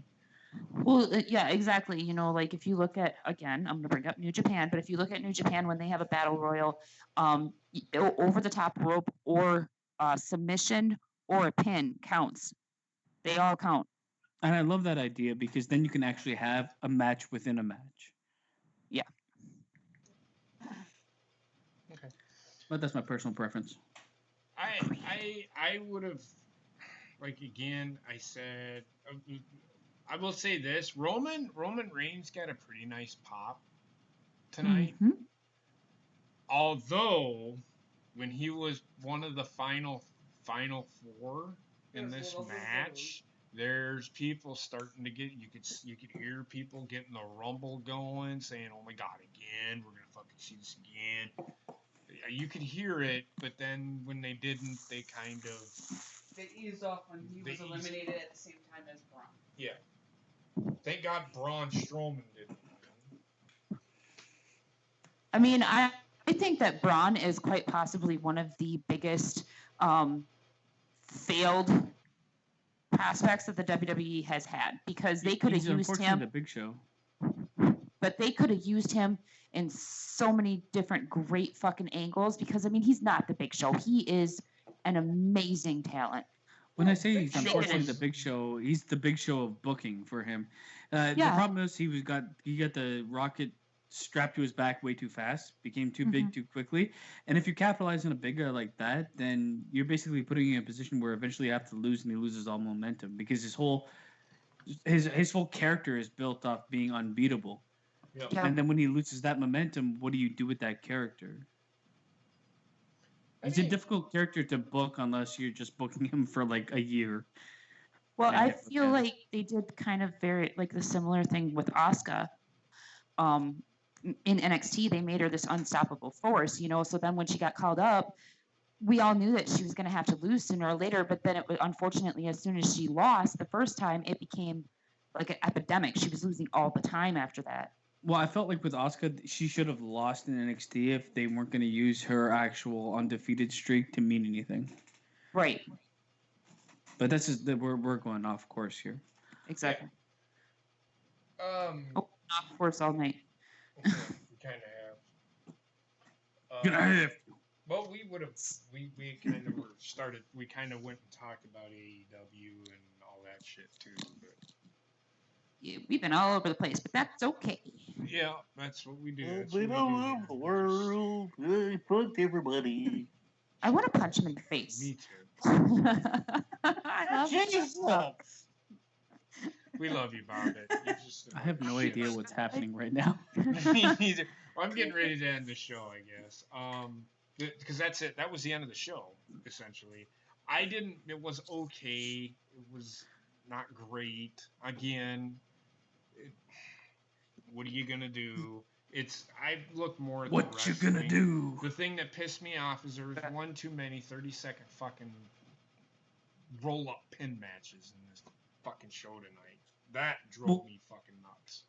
We talked about this too. It's like, why do you have a 2 or 3 falls match if you're just gonna use it to get to a commercial, to come back from the commercial, to end the match in like 10 seconds? Yeah, and I understand the exactly. reasoning. I understand the reasoning behind it, because obviously there's action still going on. We're gonna get viewership, or we're gonna get return viewership. But the bottom line is, like, the return viewership is gonna pale in comparison to you actually devoting proper time to a match and taking commercials when commercials should be taken. It's like the middle of the climax of a show, and they're like, commercial time. Right? Well, yeah, that's why they're not retaining the audience. Yeah.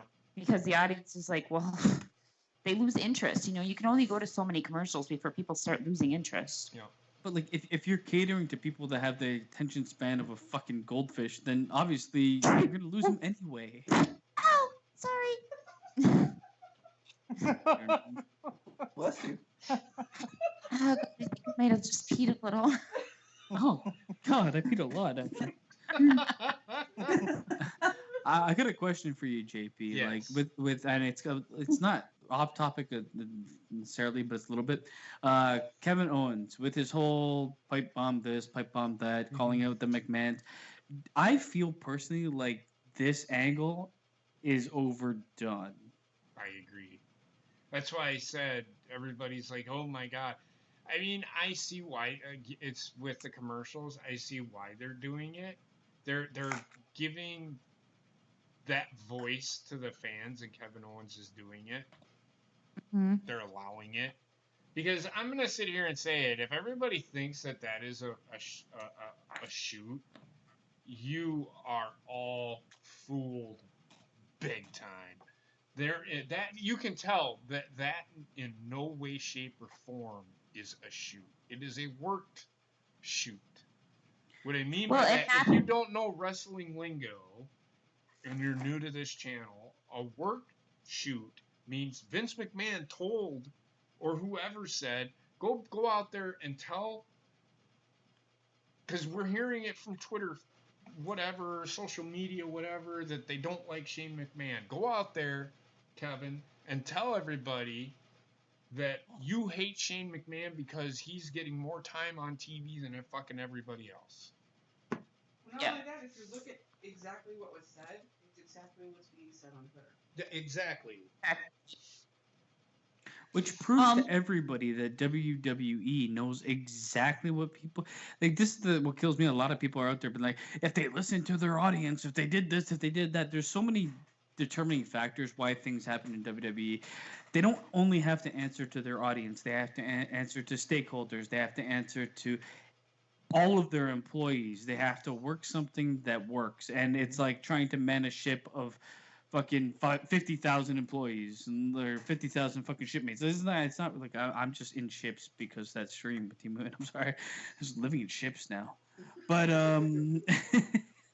it's very difficult to work it all where everybody is happy. Yep. And bottom line is, certain people won't be happy. Focusing on the fan base to be happy is impossible when the fan base ranges from fucking 7-year-old to an 80-year-old. Agreed. WWE cannot, and they never should, and I've said this 100 times, I'll say it 101. WWE should not do what fans want. You want to know why? Fans don't know what the fuck they want.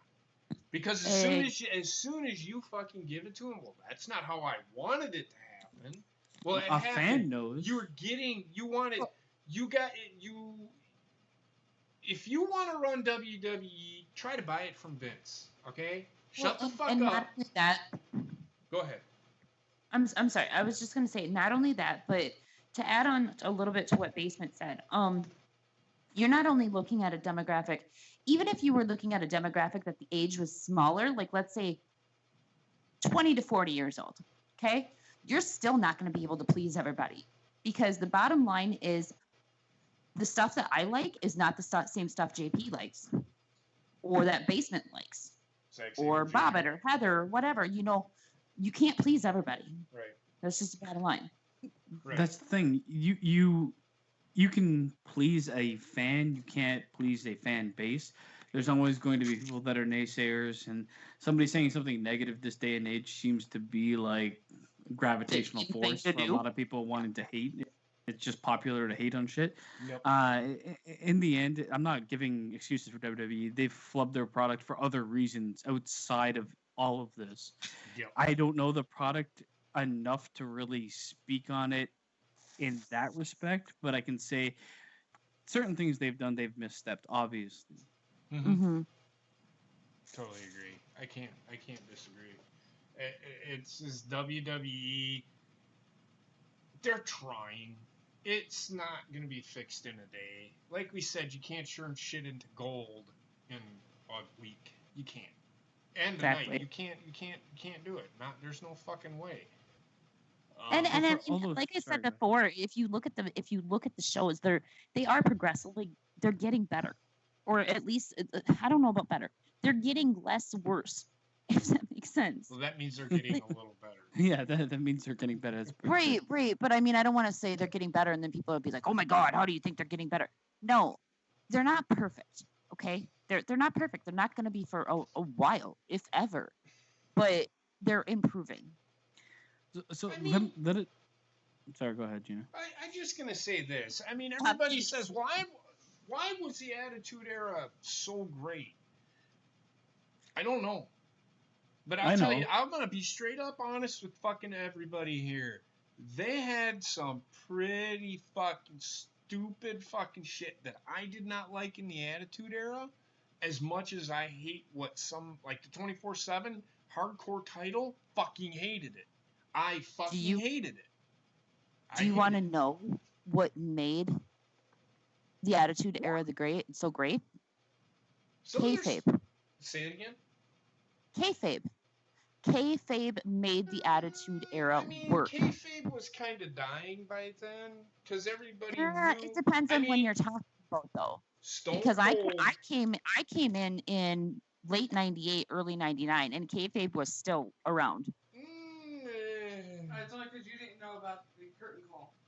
Did you know about the curtain call? They call a curtain.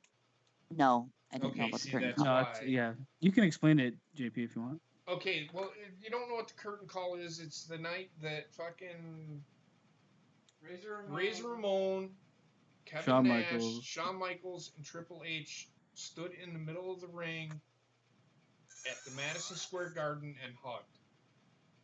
Triple H was, that. Okay, yeah. Yes. Because they knew they were splitting paths at that point. Kayfabe died that day. So everybody, why is a heel? It was hugging inevitable. A face? It was why inevitable. is a face hugging a heel? What the fuck's going on? I mean, the crowd went fucking nuts for it. But that's the problem. The crowd didn't have the idea of like maybe these guys just have been like now it's a different beast where people look like, oh, if that was to happen now, they have respect for each other as athletes because we understand what's behind it. What actually why you will never have another Attitude Era is simply because right now you have a huge group of people that are their mindset is divided. In the Attitude Era, the mass public was all about that edgy fucking, especially like the age group that they were focusing on. They were all about this edgy new age shit. Now it's like half the people fucking want to be fucking every gender known to mankind. Half the people want to kill every gender. Half the people hate these people. Like, you know what I mean? Like, you can't. Right. It's too widespread to ever get that type of hype about anything that doesn't focus on those things. And unfortunately, with wrestling, they're so topical and they have to be relevant that never will happen again. Right. And And I'm gonna just- I'm gonna go out on a limb and say this: if they would have done Gold Dust today, like they did back then, you would probably see people shitting all fucking over the WWE. You would see people protest. This shit needs to be off TV because it's Sexist. it's harassment. It's racist. It's what's the word I'm looking for? It's It's transphobic. yeah. They're being transphobic. So if they well, and go ahead, Gene. I was just gonna say this is exactly why you see AEW take on the transgender wrestlers. Not Hey. only are they trying to do a good thing by opening people's eyes, okay, but this is a business. This is a business choice for them as well, you know, I'm because going to there is a s- huge I understand. huge demographic out there, I understand. I'm But the going- you LGBT have to realize community. going with one demographic shuns another at this point. This is why I'm saying you cannot be the Attitude Era, where pretty much the mass public had a very similar mindset. Now we're split, not necessarily down the middle per se, but like we're split. And certain people you'll shun by taking a progressive point of view, if that's what you want to call it. And certain people you'll bring in. So yeah, they might get certain people watching them, but they're also rejecting other people while taking that stance. Right. So I'm going to propose this. What is going to happen the first time MJF takes Sonny Kiss and just obliterates him? Do you think hear me out? I can almost guarantee you the gay community will fucking lose their absolute shit. I will have to say in some forms I have to side with JP because them siding with a community that is currently evolving, but is a large majority of that community is based on being offended as their reaction. Yes. And that's going to true. be a problem in wrestling because you can't really be edgy Yep. and not offensive in some way, if you know what I mean. True. I mean, I get what you're saying, Gina, and it's a great thing that they did sign who they signed. But what's going to happen the first time something like that happens? Or the first time Nyla Rose is not so careful and actually ends up hurting somebody to the point that they can't wrestle anymore. I feel like I they've mean, handled I Nyla Rose pretty understand good. what you guys are saying, but I feel like what you guys, or not just you guys, because I've said it too. What we're doing is like we are doing the opposite of what you're saying. Like, or actually, not really the opposite. We're doing the exact same thing, except we're looking at everything bad that could happen, where they're looking at everything good that can happen. Do you get what I'm saying? I Well, do. I mean, but in are all they, honesty, it's well, the right here's my move. question then. How? I hope to God that they took into consideration the bad that can happen, not just the good. You Yes, have to look and at I it from agree. both sides. They can't Yep. just go in with blinders. Oh, this is what we're doing because we think this is the best. I don't care what you have to fucking say. You can't do that. I feel like they went in to get a demographic that the main North American wrestling company wasn't really angling at, and that's a gamble, really, because yeah, you'll get that demographic, but you also have to realize what that demographic might bring to you. So if it gets to a point where like because people might be offended by something and you can't do it, then you're handcuffed in what you can do in wrestling. Because wrestling, I mean, if it's just like everybody placating the public, then you failed. Mm-hmm. Yeah, but the thing is, like, I respect them. I respect the hell out of them for doing this because I'm not trying to get political here or anything, but these people have been handcuffed forever. Like they have been held down. They've been told that they can't wrestle. And don't get me wrong, I agree with you guys. Everything that you guys are saying, you bring up very valid points. But I'm just saying, like, it's also a good thing. Like, there's bad shit that could happen with it, but there's also really good shit that could happen. So let me say it this way: yes, it's the way the world is going, and yes, they're being progressive thinking that way. But is your end goal the company that wants to be, basically like the forerunner for that, or do you want to capitalize it once the dust has settled? Because the companies that last in honesty are the ones that usually capitalize once the dust is settled, right? Instead of being the forerunner, because you have to deal with all the trouble that comes with it at the beginning. And it is the way the world is going, so they are getting a leg up. But I completely agree with you guys as far as what you guys said. I'm kind of playing devil's advocate here a little bit, but I do agree with you guys because like when we watched the pay-per-view together, like not Fight for the Fallen, but the Fighter Fest, we were all saying, I hope Nyla Rose doesn't freaking hurt somebody because she it's not fair to her. Actually, if you remember, we were talking about how unfair it is for her because she was having to be so gentle and she wasn't being able to actually showcase her full-on wrestling skills because she was having to take those precautions to be so gentle with the smaller girls. The thing is, I've seen men wrestle women a lot. Lucha Underground had that all the time.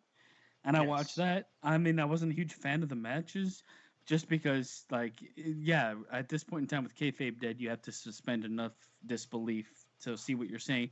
But then there's an extra level of disbelief if I've got a 120-pound woman going up against a 250-pound man. Even if I had a 120-pound man going up against a 250-pound man, it's hard to suspend regardless. But if you do it respectfully, it can work. It can definitely work because I mean, you look at just this past couple weeks or so with Tessa Blanchard and Sami Callihan over in Impact. Yeah, Tessa Blanchard's a fucking come on. But she would whip the shit out of me, beat my ass, and rape it. She's still a woman. That's my point. I mean, so it can work. Like the level of believability. It's like, would you ever believe that Zach Gowen would stand a chance against Brock Lesnar? No. I can't remember who the fuck Zach Gowen is. Zach Gowen was the one-legged dude back in the day. You'd have to go back. And he got thrown down the stairs by Brock Lesnar, and he didn't stand a chance. So this is what I'm saying. It's like, obviously, even in male wrestling, stature plays a huge part. In female wrestling, it should as well, because you have these women that are super powerful, big women, or just like very strong women. Like you look at Nia Jax, you look at Nyla Rose, you look at Nyla Rose is kind of you look at female movement. She went through the surgery. What's her name? Who am I forgetting that I actually really like? Who's like a strong woman? Strong woman. Jordan Grace. Yeah, Jordan Grace.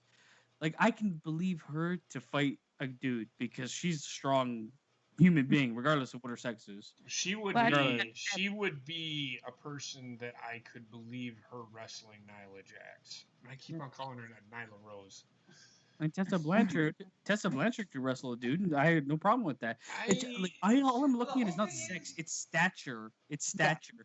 Can I believe Rey Mysterio fighting fucking Andre the Giant and think he's gonna win? No. He's just not gonna win. And the whole thing is with the Tessa Blanchard and the Sami Callihan thing is she brought a bat with her. She had a weapon. Yeah. Well, they both. Well, he's kind of that kind of dude. Well, they both did because it was a ladder match or some shit like that. It was like no disqualifications or something. No, it wasn't. It was. Tessa Blanchard's a solid athlete. Like, man, woman doesn't matter. Like, I believe she can beat a guy in wrestling. It was a no disqualification match. Okay. But you See, put Alexa Bliss in there with Braun Strowman. Who's going to win that match? Like, Braun how Strowman. far can I suspend my disbelief? And it's stature based. It's not sex based at all. It's well, and stature based. I think that we kind of discussed this when we were watching Fighter Fest together, if I remember correctly, because we started talking about how gentle Nyla was having to be, and then we started discussing how like they need a bigger, more powerful woman, like a Aja Kong or whoever. I don't Prefer ever want to Jordan fucking Grace. see. I Her- don't ever want to see Yes. Awesome Kong and Asia Kong. No, ever I'd rather fucking die. fight. All I Asia was Kong. saying, the first, did I call her Asia? Well, my both, bad. yeah. Anyways, you- they were the both first the two same. people. But like, and we also discussed in that same conversation how like it would be perfectly fine to put somebody like Nyla Rose in a match against a male of the same stature because she could pull it off. But I also said said that like to Jordan Evans the other Grace day. would be a savior for AEW because she gives them like that level of like you ever look at like a roster and say what they need is a strong man or whatever you want to say is the version of that strong woman whatever. They need somebody that's actually like Bigger this in is your stature. champion, and I don't see that on AEW's roster for all their Me women. neither. And the biggest They person just they don't have have on it. their roster is Luchasaurus, and he's basically a ride-on dinosaur for Jungle Boy. Oh my God, I love him. You're weird. I love Luchasaurus and Jungle Boy. The boy and his dinosaur. Who JP, cares? get on board with it. I'm not into that shit. Oh, Anyway, This is interesting. We got way sidetracked on this shit. no. What's interesting about it? What, Bobby? Well, I found something interesting in the room. Hang on a second. Let me see if this works. Oh, well, he got machine gunned to death apparently. Fucking. Fuck Have a was seizure, that? Bobby? You know what it is? I mean, I'm gonna go back to this. I think he's dead. I'm gonna go back to this. I'm going to say this. You know that this community, the homosexual community, the gay community, whatever the fuck you want to call it, the LGBTQ community. You? Okay. Yep. Excuse me. Sorry, I didn't mean to misspoke. And I'm not yelling at you, Gina. I'm I don't think like most people that actually like most people that are not waiting to be offended don't actually give a fuck. No, and I don't give a fuck if I offend people. So here's the thing. What's gonna happen the first time that they don't start pushing Nyla Rose? She doesn't win the title, or Sonny Kiss doesn't get a shot at the title, which I don't think Sonny Kiss should ever receive a championship title match. Oh ever. man, not until he learns how to hit. Exactly. I actually feel like that's not the immediate problem. The immediate problem is what if you're not using these people the way that the community thinks they should be used? Then they'll start turning on the AEW company saying, oh, you know, you're using them as sales points, not actual wrestlers. If you I think notice, that's more likely than hold on. the other. And you're right too, because if you notice, this pay-per-view, Fight for the Fallen, was was Nyla wasn't on this pay-per-view, right? Nope. No. No. So this is the first pay-per-view that they've done that she wasn't on. But she wasn't on, but Sonny Kiss was. It's just a selling point for them. Like This is the problem I'm saying is like when you try to cater to an audience that's just waiting to be offended, you're gonna end up in some trouble. Yeah. And I can't just. Well, and the thing is too, like I think the one thing that they have working for them is simply a lot of the fans that are over at AEW are more of the hardcore fans. So I think that could work in their favor as far as like This is the being same able audience to that's trying to control get the fucking. demographic. We're just going at the same time, girl. Sorry.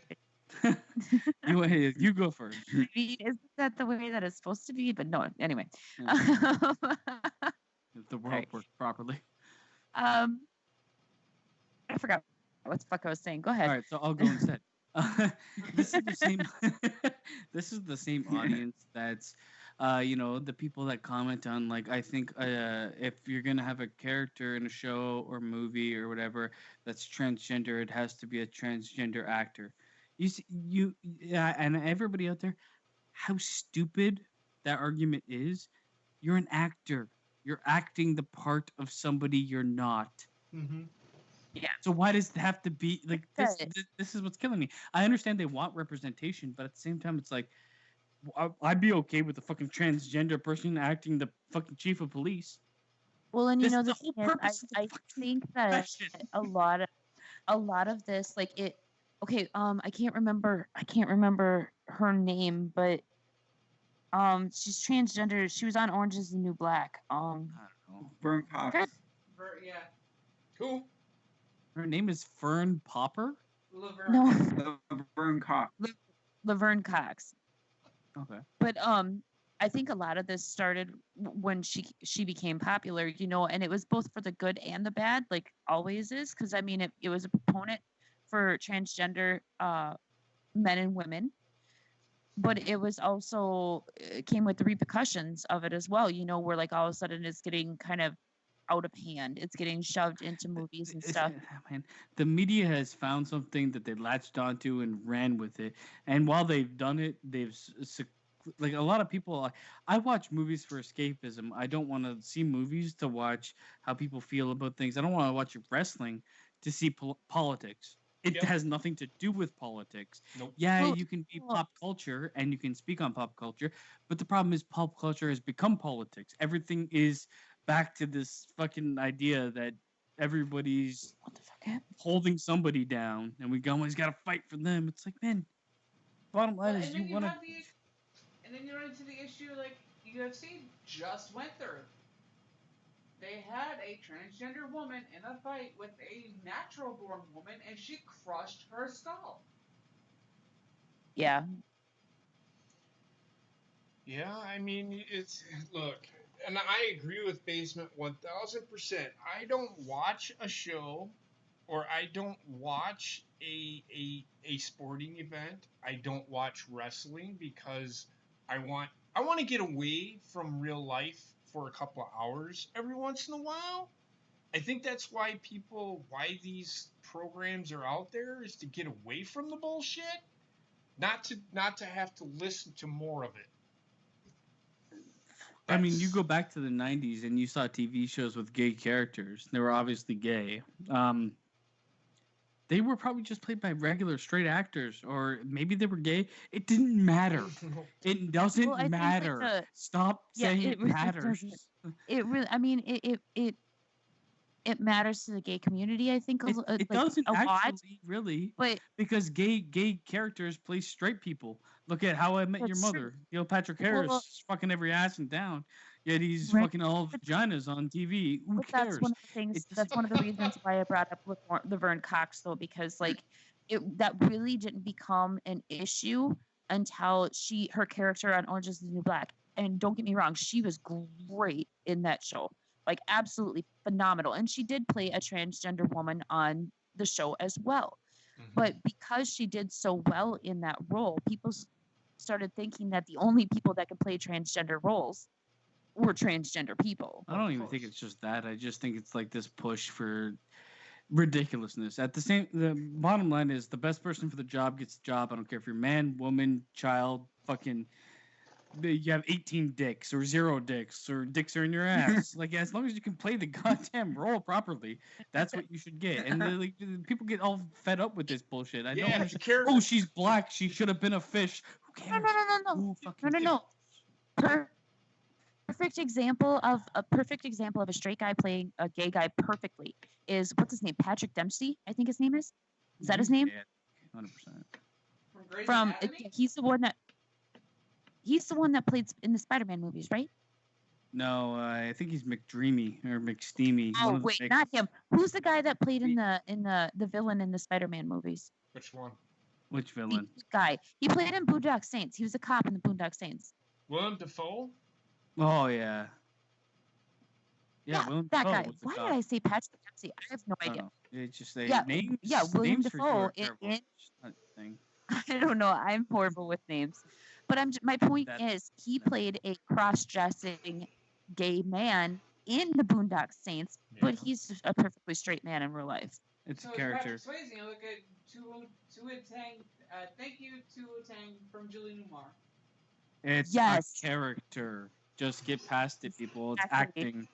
Like the world has to reflect my feelings about myself and everybody I care about. My God, I forgot about Tu Wong Fu. I forgot about that show. Oh, wasn't Wesley Snipes in that? No. Yeah, he was. He was. He was. It was him, Wesley Snipes, and the guy that played the pest. John John Leguizamo. Leguizamo. Yeah. Yeah, there you go. Leguizamo. He said it as white as possible. Fuck you. Well, he's white, so that would make sense. How do you know? Don't. No, I'm just kidding. He's fully Italian. I mean, I met you, Well, he so unless identifies Italian. as a Sri Lankan midget. Whatever. So that being said, does anybody else have anything else they want to talk about? It was actually not that bad of a Raw, what I No. saw. It wasn't bad. It wasn't great. Again, And it's it was following okay. pay-per-view. It was Think okay. about that. It was okay. It was passable. So Is this officially when Paul Heyman takes over, or is that yes, some because he took think so. over tonight because he did say it at the beginning of the show that he said I have so much stroke. since I have so much stroke now, I'm going to make this match. So, But does anybody know when he's actually taking over? Or is that just like what we're? They are Head going to night. be getting the creative roles and head of creative for Raw and SmackDown respectively. I don't know So I if would it's say immediately. this Raw. I don't know if it's Hello. Jesus, baby. Somebody's getting electrocuted. I don't know if it's immediately. I don't No, know if I don't it's know what immediately, that is. but they will be. That's what he said tonight. So They're I don't know. slowly taking over the reins, and I think it's going to be a slow process all the way to SummerSlam. Yeah. And then There's after a couple things SummerSlam's I like over- from Raw. What's that? There's a couple things I like from Raw. I felt like even though they had Cedric Alexander versus Drew Galloway, it's at least harkened back to a match previously. They're building something, even if they never fight again, it doesn't matter. At least there's a reason they're fighting. I'm always looking for like. in our basement. Yes, Okay, well, we you know. sound Gina. like Thank you. you're calling in from fucking Mother Mars. Russia. She keeps With telling rage. you that Drew McIntyre is not Drew. Drew Galloway. McIntyre. 10-4. Like you must remove the mic from your diaphragm. I mean, I felt like Raw like kind of built towards something, even though they harkened back to things that happened before Extreme Rules, which was cool, and they're building towards something that's going to happen at SummerSlam, which is good. They talked about the main issue, which was what's going to happen with the Universal title. I mean, yeah, they got Seth Rollins going for it. I'm not really hyped about that match. I'm not really hyped about the matches they're building for SummerSlam. I mean, the biggest hit for me is I'm not hyped about the matches they're building for SummerSlam, except for I assume will be Finn Balor versus Bray Wyatt. But can I really be hyped for that when Bray Wyatt's been slow started more than my own dick? Right. I'm with you. Truck? Anything? It was better. I thought it was way better than last week. Last week it was just like it's shit bad. That's better. I mean, they had their slow spots, but I actually enjoyed the 24/7. That was pretty funny. The only thing I would have done differently is I swear I thought she was gonna pin him and then throw the belt out the window and saying I'm sick of this crap. Yeah, that was never gonna fucking happen. I mean, that would have been great. And then I on Twitter I had Drake Maverick as my first feud, and I was gonna fucking. I even said I'm gonna win the title, and then I'm gonna fucking destroy it in the fucking river. Fuck that title. Pretty much. Fuck that shit. Yeah, I I like that. Go ahead. I thought it was. I mean, we were talking before the actual thing happened, but we thought. I think I brought up that I thought Bray Wyatt was going to show up for the Battle Royal, even though he wasn't announced. But he was announced for the Andre the Giant Battle Royal a couple years later, and he still showed up then and stuff. So the fact that he showed up during the Balor celebration was a complete shock to me. But I mean, I like how he did it. But I thought for sure he was going to show up during the Battle Royal at the end. That's how they're going to go off the air. Okay, thanks for saying that 3 times. Gina? Or at least once. I know she probably like she said all night it's getting better. I don't know. She blew my eardrums. I hope she comes back. Like she was just too intense at that moment. I just didn't know what she was saying. No, you're Return good. to us, Gina. I don't know if Bobbitt's still awake or if he's literally dead. I'm alive. All right. Okay. So what'd you think of Raw? Here it comes. Raw's good. I can't wait for Raw reunion next week. That shit's gonna be lit, fam. Wish Alex would have won. And ooh, what's this? I know what's coming. Heather? Bang on the head. I said that to start. Yeah, I agree. Do you want to go into full seizure mode now? No, Okay. my head hurts too much. I get you. Am I better now? Yes, you Yes. Yes. Yeah. Yes, Gina. Okay, you know that entire time I was sitting there trying to look for a fucking middle finger emoji, and they don't have one on Skype anymore. It definitely wasn't towards me. Not at all. Gina, what'd you think of Raw? Was like it I said Zack earlier, Saber Jr.? Was it a Zack Saber Jr. or was it a Kazuchika Okada? it was a Zack Saber Jr. because Zack Saber Jr. is fantastic. It wasn't fantastic. You can't say fantastic. Wasn't It was pretty fantastic. good, though. It was like It half was- a Zack Saber it Jr. was decent. It was half a Zack Saber Jr. Exactly. It was pretty decent. Like I said, they're improving as the time goes on. Every single time I fucking say that, they end up going right back to where it all started, and they just fall and keep falling again. But hopefully this time they won't fall. But Right? you They'll know keep what, climbing. Gina? They have been a bit more consistent with it's improving, then it's become shit, then it's improving, then it's Yes. become shit. Like they're a bit more consistent with that. And the one thing I will agree with you on that JP will not is I actually enjoy the 24/7 title segments. That was funny. Nope. But I mean, yeah, it's I know. it's a case where it's not going to be able to change overnight, and Mhm. as the time goes on, they're getting better. I think that I like what they're doing with AJ. I know that JP, I know that you don't agree with me with this, but I know Basement kind of agreed with me last night when I said that what they're doing with him has a very New Japan feel to it. Like they have that because the Bullet Club comes out. They always have done this. They come out and they start attacking people. They're being cocky. They're kind of arrogant, and that's exactly what they're doing with the club. So it gives me that New Japan feel without feel being like- in Japan. I feel like that's a two-sided sword because I love the idea of them trying to introduce the club. I think they kind of like fumbled it in the beginning, but my problem is they're in introducing the club. They kind of make. Hopefully, they don't do this, but they might make AJ look weak as a singles competitor. Like he needs the help of these guys because he really But- doesn't. Like that match when I watched, like there was so much interference that didn't really need to happen. But I don't think that anybody that thinks that AJ Styles is gonna look weak is a fucking idiot because the guy's been on the top of the fucking card or top of the roster for the past 3-4 years. We were just discussing this earlier.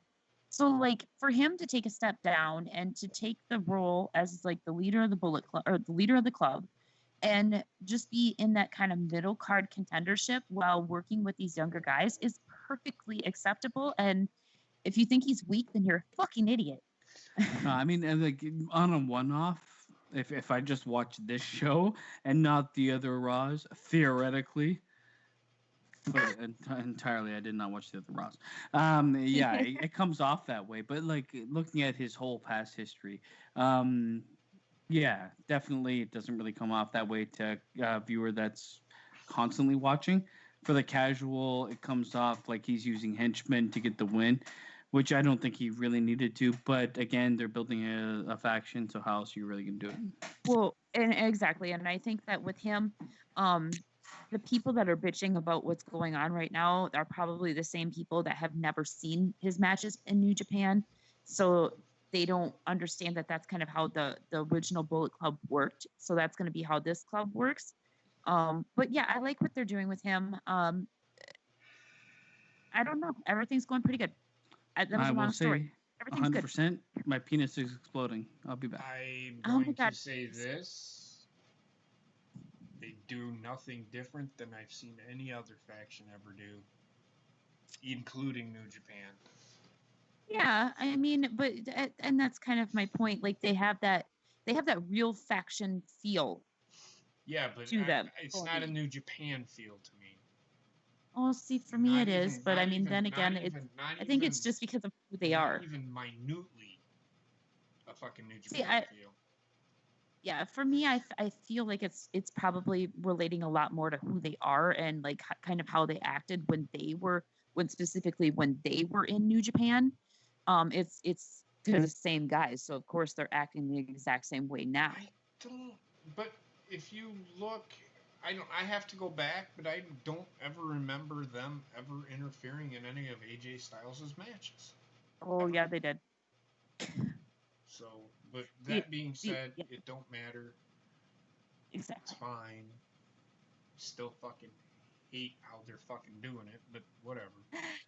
I like it. Anyway, I'm going to end the show here. I want to thank everybody for being here. I know Basement wasn't here at the beginning because he was doing some other things. I was on the high seas. He was on Aye, Captain. So, you guys have a great night, and we'll talk to you tomorrow. I'm going to take the Zack Sabre Jr. You fucking ass. I knew he was gonna say it.